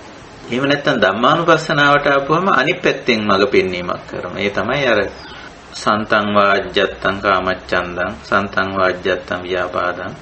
අර කාමච්ඡන්ද ව්‍යාපාද තීන මිද්ද උද්ධච්ච කුච්ච විචිකිච්ඡා ආදී වශයෙන් ඒ ධර්මතා අකුසල ඒ ධර්මතා පිරිසිදු දකින්න. දැකලා ඒවා දුරු කරගන්න උත්සාහ කරනවා. එතකොට ඔය දෙපැත්තෙන් කොයි පැත්තෙන් ආවත් උපාදානය ගිලිහිලා යනවා. පංචස්කන්ධයේ කෙරෙහි තියෙන උපාදානය එහෙමයි ගැලවිලා යනවා. ඉතින් කෙනෙකුට ඔය දෙපැත්තෙන් කොයි පැත්තකින් හරි එන්න පුළුවන්. ඔබතුමී කියන විදිහට මේ පැත්තෙන් එන්නත් පුළුවන්. එහෙන් ආවොත් ඒ විදිහට පංචස්කන්ධයේ කෙරෙහි තියෙන උපාදානය ගිලිහිලා යනවා. උපාදාන නිරෝධා භව නිරෝධ අර පුනබ්බව කිරීමක් නැහැ එතන ඊට පස්සේ. රූපස්කන්ධයේ සම්බන්ධයෙන් හෝ වේදනා සංඥා සංකාර විඥාන ස්කන්ධ සම්බන්ධයෙන් පුනර්භව කිරීමක් නැහැ ඒව අල්ලගෙන. එහෙමයි. ඒ විදිහට යන්න පුළුවන්. හරි ඉතින් කොයි පැත්තෙන් වුණත් ඒ අවබෝධයේ තියෙන කෙනා ඒක කළොත් ඒ මාර්ගයේ ගියොත් තමයි උපාදාන නිරෝධය කියන්නේ පංචස්කන්ධ කෙරෙහි තියෙන උපාදානයේ නිරෝධ වෙන්නේ. අවබෝධ වුණා අපේ හැමදෙරේ වහන්සේට ගොඩාක් කුසල්යි. ස්වාමීන් වහන්සේ අක්සරයි ස්වාමීන් වහන්සේ මට හිතෙනවා ස්වාමීන් වහන්සේ දැන් කෙනෙක් පෘථග්ජනෙක් ඉස්සල්ලාම සුතමේ ඥාණයෙන් අවබෝධ කරගෙන චින්තාමේ ඥාණයෙන් ඒක මෙනෙහි කරලා ඊට පස්සේ ස්වාමීන් වහන්සේ දැන් ආනාපාන සතිය වගේ සතිය හුඟක් දියුණු කරගන්න මාර්ගයකට යොමු වෙලා ඊට පස්සේ ස්වාමීන් වහන්සේ දැන් කාම තණ්හාව අපි අයින් කරගන්නවා රූපයට හිත යොමු කරලා කයට ඊට පස්සේ ඒකෙනුත් ස්වාමීන් වහන්සේ ඒ කයත් අතහැරලා ඊට පස්සේ මනසෙන් සිදුවෙන දේවල් අපි චිත්තානුපස්සනාව විදිහට දකිනවා. එතකොට ඒ විදිහට හැමතිස්සෙම පුරුදු පුහුණු කරලා මේ සතිය බල බවට පත් කරගත්තම මේක දකින්න හුඟක් පුළුවන් කියලා මේ සති සමාධි ප්‍රඥාව දිනු කරගත්තම හැම මොහොතකම. ඔව් ඒක හරි. අපි දැන් සතිය කියන තනි වචනයෙන් කිව්වට ඔබතුමී කියනවා වගේ සති සම්පජඤ්ඤ විරිය කියන තුනම නැත්නම් සති සමාධි ප්‍රඥා වශයෙන් කියන ගුණ ධර්ම තමයි අදහස් කරන්නේ. විශේෂයෙන් සති සම්පජඤ්ඤ විරිය. අපි සම්මා සති කියලා සාමාන්‍යයෙන් කියන මේ ගුණාංගය තුල තියෙන්නේ ඔය තුනම. එතකොට හරියට මේ සතිය දිනු කර ගැනීම අපි අර නිකන් සරල උදාහරණයකින් කිව්වොත් යම් වෙලාවක අපි හිතමු අපේ ඇහි දාන කණ්ණාඩියේ දූවිලි බැඳිලා හරි එහෙම නැත්නම් ජල වාෂ්ප ටිකක් බැඳිලා හරි මොනවා හරි තෙල් ටිකක් ගෑවිලා හරි මොනවා හරි තියෙනවා කියලා හිතමු. එතකොට ඒ වෙලාවේ අපි කණ්ණාඩිය ඇහැට දාලා බැලුවට මේක පේන්නේ නැහැ. වස්තුව පේන්නේ නැහැ හරියට. නැත්නම් අපි දූවිලි පිහ දානවා. අර තෙල් ගැටිය පිහ දාලා හරි නැත්නම් ජල වාෂ්ප ටික පිහ දාලා හරියම ඔන්න කණ්ණාඩිය පිරිසිදු වෙලා නැත්නම් පැහැදිලි වෙලා මේක පේන්න පටන් ගන්නවා. ඒ වගේ තමයි මේ සතිය ප ဋ ාණ කිරීම. සතිපට්ඨාන සිහි නුවණ ඉපැද්දීම. විශේෂයෙන් සතිය ඉපැද්දුවම අරමුණට අවදි වීමක් තියෙනවා. ප්‍රඥාව දියුණු කරලා තියෙන එක්කෙනාට ප්‍රඥා ඇසින් අරමුණ පේන්න පටන් ගන්නවා. දැන් අරමුණේ පෙනීම නැත්නම් අරමුණ දැකීම දෙවිදියකට සිද්ධ වෙනවා. අවිද්‍යාවෙන් දකින්නවයි ප්‍රඥාවෙන් දකින්නවයි කියලා දෙකක් තියෙනවා. දැන් සතිය උපද්දපු එක්කෙනා අවධානය තිබ්බ ගමන්ම දැන් උදාහරණයක් ඇරලා අපි වේදනාව ගමු. මේ අපේ සාකච්ඡාවටත් සම්බන්ධ නිසා අපි විඳිනවා යම් මොහොතක දුකක් සැපක් හෝ මේ මධ්‍යස්ථ දෙයක් විඳිනවා. ඒකට සතියෙන් කරන්නේ තමන් මෙහෙම එකක් විඳිනවා කියලා පෙන්නන එක විතරයි. ඒක අර කණ්ණාඩිය පිහදැම්ම වගේ තමයි. ඒ කණ්ණාඩිය පිහදැම්ම නිසා දැන් පේනවා. වේදීමානෝ වේදියාමීති පජානාති තේරෙනවා. හැබැයි එතන ප්‍රඥාවද අවිද්‍යාවද වැඩ කරන්නේ කියන කාරණේ අනුව තමයි මේකේ තීන්දුව ගැනින්නේ ඇත්තට. මේකෙන් බැහැර වෙනවද පහානේට යනවද එහෙම නැත්නම් මේක වැඩි කරගන්නවද අඩු කරගන්නවද මේ අකුසලේ නම් වැඩි කරගන්නවද අඩු කරගන්නවද කියන එක තීන්දුව වෙන්නේ අවිද්‍යාව සහ ප්‍රඥාව දෙක මත පදනම් වෙලා. ඒක නිසා අපි මේ ධර්ම සාකච්ඡා ආදී දේවල් හරහා උගාක් වෙලාවට අපි ප්‍රඥාව වර්ධනය කරගන්නවා. සුතමේ ඥානය, චින්තාමේ ඥානය වර්ධනය කරගන්නවා. එතකොට අර අපි කණ්ණාඩිය පිහදාපු ගමම්ම පේනවා යමක්. පේන දේ අයින් කළ යුත්තක්ද සබාගත යුත්තක්ද කියන එක තීන්දුව වෙන්නේ අපේ ප්‍රඥාවත් එක්ක. ප්‍රඥාව වර්ධනය කරගෙන තියෙන ප්‍රමාණයට එක්ක. ඒක නිසා සති පඤ්ඤා සති සමාධි ප්‍රඥා කියන තුන ඔබතුමී මෙතෙන්දී ඉදිරිපත් කළා මේ ධර්මතා තුන. එතකොට සතිය එතෙන්දී ඇත්තටම මූලික වෙන හැමතැනදීම මේ සතිය කණ්ණාඩිය පිහදැම්ම වගේ. ඊළඟට සමාධියේ ලක්ෂණය තමයි සමාහිතෝ භික්කවේ යථා භූතං ජානාති පස්සති. සමාධියේ ලක්ෂණය තමයි අර ඒකාලම්බන ගතිය එක දිගට ඒ අරමුණට යොමු වී සිටීමේ හැකියාව. එක දිගටම යොමු වෙලා ඉන්නකොට තමයි ඒකේ ඇත්ත తත්වය පේන්නේ. දැන් අපි බලන දෙයක් දිහා උඩින් පල්ලෙන් බැලුවට එක සැරයක් බලලා අහක බලාගත්තට ඒකේ ඒ තරම් පිරිසිදු දැකීමක් වෙන්නේ නැහැ. මේ අරමුණේ එක දිගට ආලම්බණය වෙලා ඉන්න ගතිය, එක දිගට යොමු වෙලා සිටින ගතිය තමයි අපේ දහමේ සමාධි කියලා කියන්නේ. එහෙම ආලම්බණය වෙන්න ඕනේ. ඒක ආලම්බන වෙන්න ඕනේ. ඒක වත්තුක වෙන්න ඕනේ. ඒක ආරම්මන වෙන්න ඕනේ. උනාම ඔන්න ඒකේ ස්වභාවය වැටහෙනවා. දැන් ඔබතුමී මේ ඉදිරිපත් කරපු ආනාපාන සතියෙන්ම අපි මේක උදාහරණයක් ගත්තොත් උස්ම ඉහළ පහළ යන එක ස්වභාවික සංසිද්ධියක්නේ. එතකොට ඒකට අපි අවදි වෙනවා. මෙහෙම දෙයක් වෙනව නේද? උස්ම ඇතුල් වෙනව නේද? පිට වෙනව නේද? එතකොට එක සැරයක් උස්ම ඇතුල් වෙන එක පිට වෙන එක බලලා මදිනේ. අර ආනාපාන සමාධියට එනවා කියලා කියන්නේ එක දිගටම සික්කති සික්කති සික්කති සික්කති කියලා වචනේ යෙදিলা තියෙන්නේ. අස්ස සිස්සාමීති සික්කති, පස්ස සිස්සාමීති සික්කති ආදී වශයෙන් එක දිගට මේක යෙදিলা තියෙන්නේ මොකද? අර සමාධියට එන්න ඕන අපි. ඒ අරමුණේ කිඳා බැහිම, එහි රැඳී සිටීම අවශ්‍යයි. බොහෝ වෙලාවක්. එහෙම හිටියොත් තමයි ඒ අරමුණ පිළිබඳව ප්‍රඥාව ඇති වෙන්නේ. ඒකේ ඇත්ත తත්වයේ එහි ස්වභාවයේ ස්වરૂපයේ හැසිරීම ගතිගුණය වැටහෙනවා. එතකොට තේරෙනවා බහැර වෙනවද, දිගටම ඉන්නවද, වඩනවද, මොකද්ද කියලා තීන්දුව. ඒක සාමාන්‍ය ජීවිතයේ පුද්ගල ආශ්‍රයයක් ඕකට උදාහරණයක් හැටියට ගත්තොත් දැන් අහම්බෙන් හම්බ වෙන පුද්ගලයෙක් පිළිබඳව අපිට අවබෝධයක් නැහැ. යම් කාලයක් එක දිගට ආශ්‍රය කරපුවාම ඒක තමයි ඔය අර ඒකාලම්බන වෙනවා වගේ එක දිගට එහි රැඳී සිටිනවා වගේ ලක්ෂණය කියලා කියන්නේ. ඉතින් එහෙම ඉන්නකොට අපිට තේරෙනවා මෙයාගේ හැටි මෙහිමයි. මෙයාගේ ගතිගුණ මෙහිමයි. මෙයාගේ ස්වરૂපය මෙහිමයි. මෙයාගේ ආකල්ප විකල්ප මෙහිමයි කියලා තේරෙනවා. එතකොට අපිට තේරෙනවා මෙයා බැහැර කරනවද, තවදුරටත් ආශ්‍රය කරනවද, මොන මට්ටමින් මෙයා ආශ්‍රය කරනවද, කොයි විදිහට ආශ්‍රය කරොත්ද මට ගැටලුවක් ඇති නොවෙන්නේ. ඒ ටික තේරෙනවා. හැබැයි ඒක මේ එක දවසක් හමු වෙලා තේරෙන්නේ නැහැ. අන්න ඒ වගේ දෙයක් තමයි මේ සති, සමාධි, ප්‍රඥා කියන ගුණාංග තුනේ තියෙන්නේ. සතියෙන් කරන්නේ නිතරම මේ අරමුණට අවදි වෙනවා. සමාධියේ ලක්ෂණේ අරමුණේ දිගටම රැඳී සිටිනවා. රැඳී සිටිනකොට තමයි අරමුණේ ගති ලක්ෂණ වැටහෙන්නේ. වැටහෙන එක තමයි ප්‍රඥා කියලා කියන්නේ. ඕනම දෙයකට ওই සති සමාධි ප්‍රඥා මේ සාමාන්‍යයෙන් දක්වලා තියෙන්නේ එහෙමනේ. ඔය අපේ මාර්ගාංගවලත් එහෙමනේ. එතකොට දැන් පංචස්කන්ධ කලින් ප්‍රශ්නේ මතු කළ අපේ කල්යාණ මිත්‍රයා මතු කළ ප්‍රශ්නේ අනුව හිතුවොත් දැන් රූපස්කන්ධයට සතිමත් වෙන්න ඕන, සමාධිමත් වෙන්න ඕන. සමාධිමත් වුණාම යථා භූතං ඥානාති පස්සති. මොකක් ගැනද? රූපස්කන්ධය. එතකොට තේරෙනවා මේ රූපස්කන්ධය අල්ලනවද අතාරිනවද කියලා තේරෙනවා. ඒකට සතිය පිහිටෙව්වේ නැතොත්, සමාධිමත් නොවුනොත් ඒ පිළිබඳ ප්‍රඥාව වෙන්නේ නැහැ.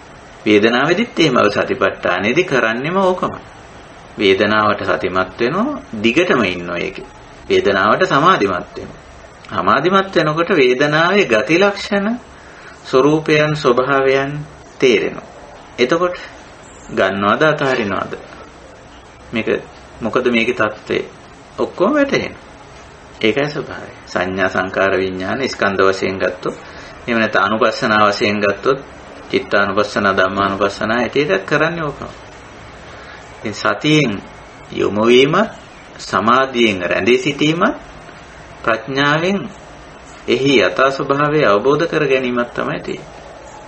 ඊළඟට උතෙන්ට වීර්යයෙන් කරන්නේ මේක අතහරිනවද, දිගට ගෙනියනවද, එහි පවතිනවද, පවතිනවනම් කොයි විදිහටද පවතින්නේ ආදී වශයෙන් ඒ පැත්ත ගැන හිතා බැලීමක් වීර්යයෙන් කරනවා. ඒක නිසා සති සමාධි ප්‍රඥා කියන මේ ධර්මතා තුන අපි හරියට මේක භාවිතයට අපි භාවිත කරන ආකාරය සහ ඒකේ අනුක්‍රමික බව නැත්නම් අනුපුබ්බ ලක්ෂණය අපි තේරුම් ගත්තොත් සති සමාධි ප්‍රඥා වලින් අපිට මේ නිවන් මාර්ගයේදී ඒකේ ප්‍රයෝගිතාවය හරියටම අපිට තේරුම් ගන්න පුළුවන්කම තියෙනවා. මම හිතන්නේ ඒක තමයි ඔබතුමී මතු කරන්න උත්සාහ කරන්නේ කියලානේ. එහෙනම් ස්වාමීන් වහන්සේ දැන් මම හිතන්නේ ස්වාමීන් වහන්සේ දැන් බුදුරජාණන් වහන්සේ භාවනා ක්‍රම 4ක් විස්තර කරලා තියෙනවානේ ස්වාමීන් වහන්සේ. සමත පුබ්බංගම විදර්ශනාව, විදර්ශනා පුබ්බංගම සමතය, යෝගනන්ද භාවනාව, එතකොට ධම්ම උද්දච්ච විග්‍රහිත මානසං කියලා ක්‍රම 4ක්. එතකොට ස්වාමීන් වහන්සේ දැන් මගේ එක්ස්පීරියන්ස් අනුව නම් ස්වාමීන් වහන්සේ මට හුඟක් ප්‍රයෝජන වුණා කියලා මට හිතෙනවා යෝගනන්ද භාවනාව. එතකොට අපිට විදර්ශනාව හැමතිස්සෙම විදර්ශනා කරන්න හැම ක්‍රියාවක් කරද්දිම අර යෝගනන්ද භාවනාවෙන් අපි උපයා ගන්න දේ සතිමත් භාවය හුඟක්ම වැඩි වෙනවා ස්වාමීන් වහන්සේ අනිත් වෙලාවටත් අපිට කටයුතු කරනකොට. එතකොට අපිට මේ අනාත්ම ධර්මයක් ලෙස හැමතිස්සෙම එන මේ නන්දි රාගය, තණ්හාව වගේ ඒ අනුශය ධර්මතා දැක දැන ප්‍රහාණය කරන්න හුඟක් උපයෝගී වෙනවා කියලා මම හිතනවා ස්වාමීනි. ඔය ඒක හරි මම ඔබතුමීගේ අත්දැකීමක් හැටියට ඒක අපිට කෙසේවත් ඒක නැහැ කියන්න බෑ. යෝගියෙක් තමන් ප්‍රායෝගිකව ක්‍රියාත්මක කරලා තමන්ට සුවිශේෂ වශයෙන් තමන්ගේ විමුක්තියට තමන්ගේ ගැලවීමට ඒ යුගනද්ද ක්‍රමය සමත විපස්සනා සුදුසු පරිදි දෙපැත්තෙම භාවිතා කිරීම ඒක හරි ඒක වෙන්න පුළුවන්. දේරුවන් සරණයි ස්වාමීන් වහන්සේ හොඳටම වැටහුණා ඔබ වහන්සේට බොහොම කුසල. දේරුවන් සරණයි ස්වාමීන් වහන්සේ. දේරුවන් සරණයි. මට සමත භාවනාවකින් ඇතිවෙන සමාධියකදී ප්‍රඥාව අවදි වෙන්නේ නැති වෙන්න එහෙම නැත්නම් යථාබෝධයක් නොවෙන්න හේතුව මොකද්ද ස්වාමීන් වහන්සේ? දැන් අපි හිතමු ආනාපාන සතියෙම සමත භාවනාවක් විදිහට කරලා ඒ ඇතිවෙන සමාධියකින් ප්‍රඥාව අවදි වෙන්නේ නැති වෙන්නේ කොහොමද කියන එක ස්වාමීන් වහන්සේ පැහැදිලි කරලා දෙන්න. ඔව් හරි. ඒක හරි. ප්‍රඥාව අවදි නොවන අවස්ථා තියෙනවා. දැන් බුද්ධ පූර්ව යුගයේ ශ්‍රමණවරුන්ට වෙලා තිබුණේ ඒක.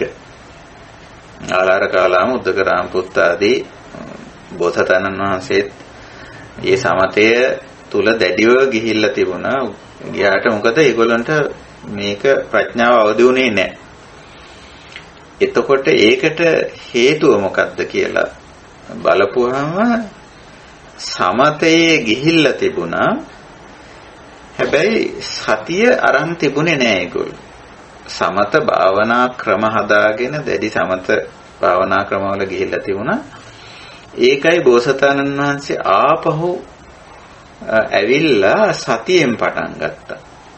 ආපුවෙන් පස්සේ මතක් වුණා මම පිතුසක්කස්ස කම්මන්තේ තාත්තත් එක්ක ගොඹුරයින් ඉන්න වෙලාවක මගේ හුස්මට මගේ අවධානය ගිහිල්ලා හුස්මේ රිද්මය වැටහිලා එක්තරා අවදිමත් භාවයක මම හිටියා නේද යම් ජීවිතයේ යම් කිසි අත්දැකීමක් මතකයට ආවා.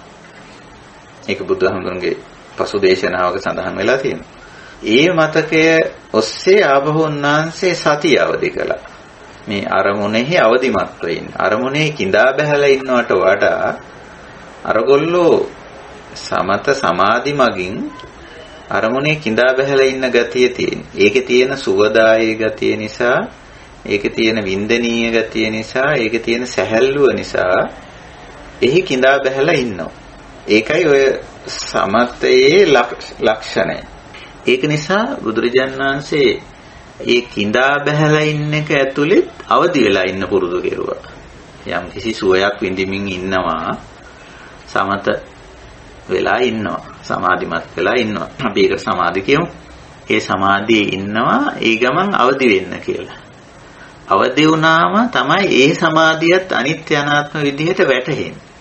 ඒක කවුරුවත් දැන් නම් අපි අනිත්‍යයි අනාත්මයි විපරිණාමය සමුදය වය පටිච්චසමුප්පන්න වගේ ධර්මතා පළමුවෙන් කල්යාණ මිත්‍රයා හරහා පොතෙන් ඉගෙන ගන්න ලක්ෂණයක් තියෙනවනේ න්‍යායික වශයෙන්. නමුත් දැන් බෝසතාණන් වහන්සේට ඔය අනිත්‍ය අනාත්ම විපරිණාම සමුදය වය පටිච්චසමුප්පන්නතා කවුරුවත් පාඩම් වශයෙන් ඉගෙනුවේ නැහැ. පොත දිගහැරලා ඉගෙනුවේ නැහැනේ සූත්‍රය ඉගෙනුවේ නැහැ. දීඝනිකාය මජ්ක්‍ධිම නිකායෙන් ඉගෙනුවේ නැහැනේ බෝසතාණන් වහන්සේට. හැබැයි ආපහු මොකද කරේ? ඇවිල්ලා සතිය ඉපැද්දුවා.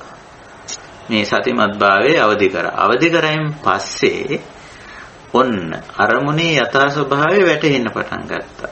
ඒක තමයි පඤ්ඤා. ඉතින් අර යම් කෙනෙකුට සමාධියේදී පඤ්ඤාවට යන්නේ නැත්තේ එයා සතිය උපදින්නේ නැහැ එතන. අර අරමුණේ කිඳිලා ඉන්නවා. ඒකාග්‍රතාවයෙන් ලැබෙන සුඛය සෝමනස්සේ ඒ දෙක එනවා ඇත්ත වශයෙන්ම. දැන් ඒකයි පළවෙනි ධානයේ දෙවෙනි ධානයේදී කියනවා විවේකජම් පීති සුඛං සමාධිජම් පීති සුඛං කියලා. දැන් බලන්න එතන සමාධිය. එතකොට විවේකජම් පීති සුඛං යම් අවස්ථාවක මේ යෝගියට කාමයෙන් සහ අකුසලයෙන් දුරස් වීම නිසා විවේකයක් ලැබිලා ඒකෙන් ප්‍රීතියක් සුඛයක් එනවා. අනිත් පැත්තෙන් විතක්ක ਵਿਚාර සංසිඳු වීම නිසා එතන ඇති වෙනවා සමාධිජම් පීති සුඛං. එතකොට ඔය පීතියේ සුඛයේ කිඳා බහින ගතියක්, ඒට නැමී සිටින ගතියක්, තදින් යොමු වී සිටින ගතියක් සමාධියේ තියෙනවා. ඒකනේ ඔය හැමතැනින්ම ඒවං සමාහිතේ චිත්තේ බුදුරජාණන් වහන්සේ හතරවෙනි ධානයේට ඇවිල්ලත් කියන්නේ ඒවං සමාහිතේ චිත්තේ මුදු භූතේ කම්මනීයේ තිතේ ආනෙන්ජප්පත්තේ නේ. එහෙම පත්තුණු හිත අබිනින්නාමේති නමනවා යොමු කරනවා මොකද්ද මේ යථාභූත ඥාන දර්ශනය විපස්සනා. එතෙන්දි නැමෙන්න පුළුවන් නමන්න පුළුවන්. දැන් කර්මන්නේයි හැබැයි යොමු කරලා පුරුදු කරන්නත් ඕනේ. ඕනම සුඛයක් මේ ලෞකික සැපේදිත් ලෞකික වශයෙන් විඳින සැපේ අනිත්‍ය අනාත්ම වශයෙන් දකින්න හුරු කරන්න ඕන හිත. අර සමාධියට තදින් බැහැගෙන හිටපු ඇත්තෝ ඒක පුරු කරේ නැහැ. පුරු කරේ නැති වෙන්න හේතුව අර සමාධියේ තියෙන සුවය විඳින්මින් හිටියා. ඒකට ඇලී සිටියා, ලග්නව සිටියා.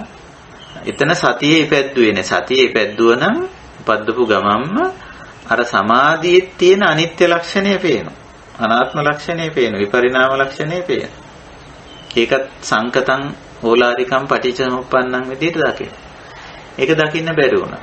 ඒ නිසා උතෙන්දී ප්‍රධාන එක හේතුවක් වෙනවා ප්‍රඥාව ඇති නොවෙන්න. මෙතන අපි ප්‍රඥාව කියලා කියන්නේ අත් වශයෙන්ම යමක යථා ස්වභාවය දැකීම. යමක අනිත්‍ය අනාත්ම ස්වභාවය දැකීම. මම හිතන්නේ ඔබතුමීත් ප්‍රඥා කියන එකෙන් අදහස් කරන්නේ නැත්තේ ඒක කියලා මම හිතනවා. එහෙමයි. එතකොට ඒක නොදකින්නේ එක පැත්තකින් සතිය උපද්දලා නැහැ. අර මේකේ ඇත්ත తත්වය පේන්නේ මේකෙන් වින්දනය ලැබෙමින් ඉන්නකොට. ලෞකික දේ තුලත් එහෙමනේ. ලෞකික දේ තුල ඔය අපි කාම සම්පත් වල වින්දනය ලබා ඉන්නකොට ඕකේ යථා ස්වභාවය පේන්නේ නැහැ. ඒ වගේම තමයි මේ චිත්ත සමාධියකට ගිහිල්ලා නීවරණයටපත් වෙලා මේ සමාධිමත්ව ඉන්නකොට විවේකජම් පීති සුඛං සමාධිජම් පීති සුඛං තියෙනවා එහෙම එකක්. පීතියක් සුඛයක් තියෙනවා. ඒක විඳ ඉන්න ලග්න වුණාම ඒකට ලැබුම් ගත්තාම ඒකේ නිමග්න වුණාම ඒකට නිශ්චිත වුණාම ඒකේ යථා ස්වභාවය ප්‍රකට කර ගන්න බෑ. ප්‍රඥාව උපදින්න බෑ. සමාධිය අනිත්‍යයි අනාත්මයි විපරිණාමයටපත් වෙලා ඇති වෙලා නැති වෙලා යන සංකත ධර්මයක් පටිච්චසමුප්පන්න ධර්මයක් හැටියට දකින්න බැරි වෙනවා. දකින්න බැරි වුණ ගමන්ම ඒකේ නිමග්න වෙනවා. ඒක ඇලෙනවා. ඒකම නිවන කියලා හිතා ගන්න. ඉතින් ඒකයි ඔතන වෙන්නේ. ඔතනින්දී අපි ක්‍රියාමාර්ග දෙකක් ගන්නවා. පළවෙනිම දේ බෝසතාණන් වහන්සේ ගත්ත ක්‍රියාමාර්ගය. ඒක තමයි ඕනෑම අරමුණක සතිය උපදින්න ඕන. ඒ අරමුණට අවදි වෙන්න ඕන. ලෞකික වශයෙන් විඳ සුඛ සෝමනස්ස ටිකක් තියෙනවා. ඒකටත් අවදි වෙන්න ඕන.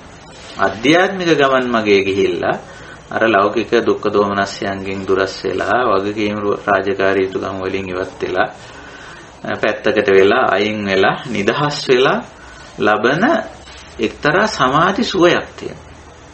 හැබැයි ඒක විඳිනකොට ඒකටත් අවදි වෙන්න ඕන. ඒකටත් අවදි වුණොත් තමයි එතනිනුත් ගැලවෙන්න පුළුවන්කම තියෙන්නේ. ඒකට අවදි වෙන අවස්ථාව තමයි ওই සතිමත් අවස්ථාව. ඊළඟට දැන් අපි අනිත්‍ය අනාත්ම වශයෙන් පොතෙන් ඉගෙනගෙන තියෙනෝනේ. සූත්‍රයෙන් ඉගෙනගෙන තියෙනවා, දේශනාවෙන් ඉගෙනගෙන තියෙනවා අනිත්‍ය ධර්මය අනාත්ම ධර්මය පිළිබඳව. එහෙනම් අපි උත්සාහ කරන්න ඕන අර සමාධියේ ඉන්න වෙලාවේ සමාධියේ අනිත්‍ය අනාත්ම ස්වභාවය බලන්න. එහෙම බැලුවොත් ප්‍රඥාවට යනවා. ඉතින් සතියෙන් විදර්ශනාවෙන් තමයි ප්‍රඥාවට යන්නේ. ඉතින් ඒක නොකරන තැන තමයි ප්‍රඥාවට නොයන්නේ. ඉතින් අපි ඕක යන විදිහ දැනගත්තම හරි. ඉතින් බෝසතාණන් වහන්සේත් නොගෙන් හිටියා. බුද්ධ පූර්වයේ සමනවරු ගියේ නැහැ කිසි කෙනෙක් ප්‍රඥාව. ඒගොල්ලෝ දැඩි සමතේ තුල හිටියා. එතන විවේකජම් පීතිසුඛං තිබුණා, සමාධිජම් පීතිසුඛං තිබුණා, ඒව තිබුණා. හතරවෙනි ධානයේ දක්වා එතනින් ගිහිලා ආකාසානංචායතන ආදී අනිකුත් ආයතන කියලා හඳුන්වන මට්ටම් පවා ඒ තුල පවා හිටියා. ඒවයි ලග්නව, ඒකවයි läගගෙන නිමග්නව, නියුක්තව ඒවයි තියෙන ආධ්‍යාත්මික සුඛය විඳින්මින් හිටියා. ඒක නිසා ඒවයින් විමුක්ත වීමක් නැහැ, ගැලවීමක් නැහැ, මිදීමක් නැහැ. මිදෙන්න නම් අර විදියට සතිය උපද්දලා ඒවයි තියෙන යථා ස්වභාවය දකින්න අපි මනස හුරු කරනවා. හුරු කරපු ගමන් සමාධිය ලැබුම් ගන්න නැතුව ප්‍රඥාවට එනවා. ප්‍රඥාවට ආපුවම තමයි සම්පූර්ණ පාරිශුද්ධිය සිද්ධ වෙන්නේ. පඤ්ඤාය පරිසුද්ධ සුජ්ජති. පඤ්ඤා විමුක්තිය. පඤ්ඤා විමුක්තිය. ඒක අන්තිමට පෙන්වන්නේ මේ ආර්ය ශ්‍රාංග මාර්ගයෙන් පස්සේ දසංගයට යනකොට සම්මා ඥාන සම්මා විමුක්ති කියලා දෙකක්. අර වයින්ොත් ගැලවෙනවා. අර විඳින සුඛ සෝමනස්යන්ගෙන් මිදෙනවා. ඒකයි ස්වභාවය. ඉතින් ඔය දෙක කෙරුවොත් සතියයි මේකයි යථාභූතය මෙනෙහි කිරීම යෝනිසෝ මනසිකාරය කෙරුවොත් ප්‍රඥාවට එනවා. ඒක නොකරන තාක් එන්නේ නැහැ. ඒකයි කාරණේ. එහෙමයි ස්වාමීන් වහන්සේ. එතකොට මේ ඔබ වහන්සේගේ පැහැදිලි කිරීමෙන් මට තේරුණ විදිහ තමයි මෙතන මේ හුඟක්ම සියුම් තැනක් කියන එක අපි අහු වෙන්න පුළුවන්. හුඟක් සියුම් තැනක් කියන එක අපි භාවනාවේදී අනිත් එක දැන් ඔය සතිය පිහිටවන්න කියපු එකෙත් මම අදහස් තේරුම් ගන්න මහන්සි ගත්තා. දැන් අපි සමත භාවනාවකදී අරමුණක සිහියෙන් ඉඳලානේ මේ සමාධියකට එන්නේ. දැන් එතන ඔබ වහන්සේ සම්මා සතිය කියන එක අදහස් කරේ විමසුම් නොවනත් එක්ක ඒ අති සතියද ස්වාමීන් වහන්සේ ඒක වෙන්නේ නැති කියලා මම හිතන්නේ පැහැදිලි කරලා දෙන්න සම්මත. ඔව් ඒක තමයි. සම්මා සති කියනකොට හුදු සතිය නෙමෙයි, හුදු අවදිමත් භාවය විතරක් නෙමෙයි, සම්පජානකාරී විමසුම් නොවනත් එක්ක තමයි. අපි විමසුම් නොවන කිව්වම එකකින් අදහස් කරන්නේ මේ අපිට යම්කිසි ධර්මාවබෝධයක් දැන් කල්යාණ මිත්‍රයන් ආශ්‍රයෙන් සද්ධර්ම ශ්‍රවණයෙන් අපි ධර්ම ඥානයක් අපි ගොඩනගාගෙන තියෙනවානේ. ඒ ධර්ම ඥාණයට අනුව තමයි අර අරමුණ පිළිබඳ විමසලා බලන්නේ. අරමුණට අවදි වෙනවා අපි. ලෞකික සුඛ සෝමනස්යක් නම් එහෙම නැත්නම් අධ්‍යාත්මික වශයෙන් විඳින සමාධි ජම්පීති සුඛං විවේක ජම්පීති සුඛං ආදී එවැනි සුඛ සෝමනස්යක් වුණත් ප්‍රශ්නයක් නැහැ. අපි ඒකට අවදි වෙලා අර අපිට අපි ධහමෙන් යමක් අවබෝධ කරගෙන තියෙන. ඒ ධහම් ඇසින් බලන්නේ අරක දිහා. ලෞකික සුඛ සෝමනස්යක් දිහා වුණත් අධ්‍යාත්මිකව විඳින සුඛ සෝමනස්යක් දිහා වුණත් බලන්නේ ධහම් ඇසින්. ඒක තමයි අර විමසුම් නුවණ යොදනවා කියලා කියන සම්පජානකාරී. ඒක තමයි මම අදහස් කරන්නේ. ඒක හරි. පැහැදිලි වුණා ස්වාමීන් වහන්සේ වහන්සේට අප්‍රමාණකින් මේක ගොඩක් කල එතන සියුම් තැනක් අපි හැමෝම එතන අහුවෙච්ච තැනක් කියලා තේරෙනවා. ඇත්ත වශයෙන්ම සියුම් තැනක් සහ අහුවෙන තැනක්. ඒක හරි. හොඳයි. අදට මීට වැඩි අපිට සාකච්ඡාව සඳහා කාලය ගන්න බැරි වේවි. වෙන් කරගත්ත කාලයත් අපි නිමා වෙලා තියෙන නිසා අපි ධම්ම හමුව නිමා කරමු. එතකොට අපි සුපුරුදු ආකාරයෙන් හෙට නෙමෙයි අනිද්දා කියන්නේ පස්වෙනිදා අපි මොන ගහනවා නැවතත් දහම් හමුවේ සුපුරුදු වෙලාවටම ඒ අදහස ඇතුව අපි අද දහම් හමුව හිමා කරමු. ඉතින් අද අපේ අවධානය සත්‍ය විභංග දේශනාව ඔස්සේ මේ දුක්ඛ සමුදය සත්‍ය කොහොමද මේක හටගන්නේ මේ දුෂ්කරතා සංඛාර දුක්ඛ විපරිණාම දුක්ඛ මේවා හටගන්නේ කොහොමද කියන කාරණේ අපි සාකච්ඡා කළේ. එතෙන්දි තමයි මේ තණ්හා රාගානුසය පටිඝානුසය අවිද්‍යානුසය මේවා ඊටාම සියුම් අනුසය අවස්ථා අපිට දකින්න පුළුවන්. මේ අන්තිමට සාකච්ඡා කළ ප්‍රශ්න වලින් මතුනේ අත් වශයෙන් මේවා ඊටාම අනුසය අවස්ථා සියුම් අවස්ථා. අපි ඒවට බැඳීමට යනවා. බැඳීමට ගියපු ගමන්ම අපි ඒවයි නතර වෙනවා. සියුම් රාගානුසයන්. දැන් ධානා සමාධි වලට ගිහිල්ලත් සියුම් රාගානුසයන් තමයි පෙන්වන්නේ. ඒවට බැඳෙනව දන්නේම නැතුව මොකද ඒවයි සුඛ වින්දනීය ගතියක් තියෙනවා. ලෞකික වශයෙන් ගත්තම ලෞකික දුක්ඛ දෝමනස්ස ටික මිදිලා සමහරව ලෞකික සුඛ සෝමනස්යන්ට වැටෙනවා. වැටුණ ගමන් මේක අල්ලගන්න. ඊට පස්සේ ලෞකික සුඛ සෝමනස්යන්ගේ විපරිණාමය නිසා ඒක තේරුම් ගත්තයින් පස්සේ අධ්‍යාත්මික සුඛ සෝමනස්යන්ට වැටෙනවා. තමයි එතෙන්දී අල්ලගන්න මේ. ඉතින් ওই විදිහට තණ්හා අනුසය. ඒ තණ්හා අනුසය තමයි අපි මේ දකින්න උත්සාහ කරන්නේ. මේවා ප්‍රායෝගිකව අපේ ජීවිතය තුළින් වර්තමානයේ අපි ජීවත් වෙන ජීවන චර්යාව ඇතුලේ ලෞකික වේවා අධ්‍යාත්මික වේවා මේ කොටස් දෙකම එක්තරා බැලන්ස් කරගෙන තුලනය කරගෙන අපි යනවා. යද්දි දන්නේම නැතුව මේන් එකකට මොකක් හරි පැත්තකට රාග වෙලා අනිකට ද්වේෂ කරන්න පුළුවන්. එහෙම නැත්නම් ඒකට ද්වේෂ වෙලා මේකට රාග කරන්න පුළුවන්. එහෙම තියෙනවා. ඉතින් ওই දෙකම කරන්නේ නැතුව මෝහණය වෙන්නෙත් නැතුව මේවයි තියෙන වින්දනයන්ගේ හරිම අපූර්වට මේක තුලනය කරගෙන යන ගමන තමයි මජ්ක්‍ධිමා පටිපදාව තියෙන්නේ. ඉතින් අපි ඉදිරියටත් මේවා ගැන ටිකක් සාකච්ඡා කරමු. එහෙමනම් අද දහම් හමුව අපි නිමා කරනවා මේ ධර්ම සාකච්ඡාවෙන් සූත්‍ර සාකච්ඡාවෙන් සහ ඒ වගේම අපේ කල්යාණ මිත්‍රයන් බොහොමත්ම ගැඹුරින් මේ සමහර කාරණා මතු කරනවා.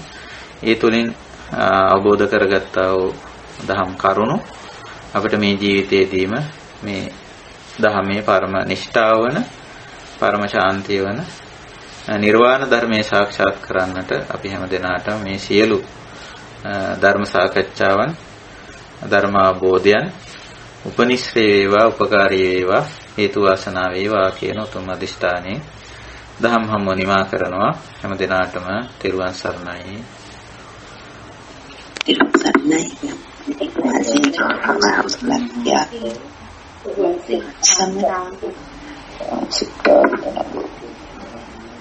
ඔබ වහන්සේගේ දෙපා වැඳ නමස්කාර කරමු. තෙරුවන් සරණයි. සුවපත් වේවා. සාදු සාදු. තෙරුවන් සරණයි හැම දිනාට. තෙරුවන් සරණයි හැම දිනාටම.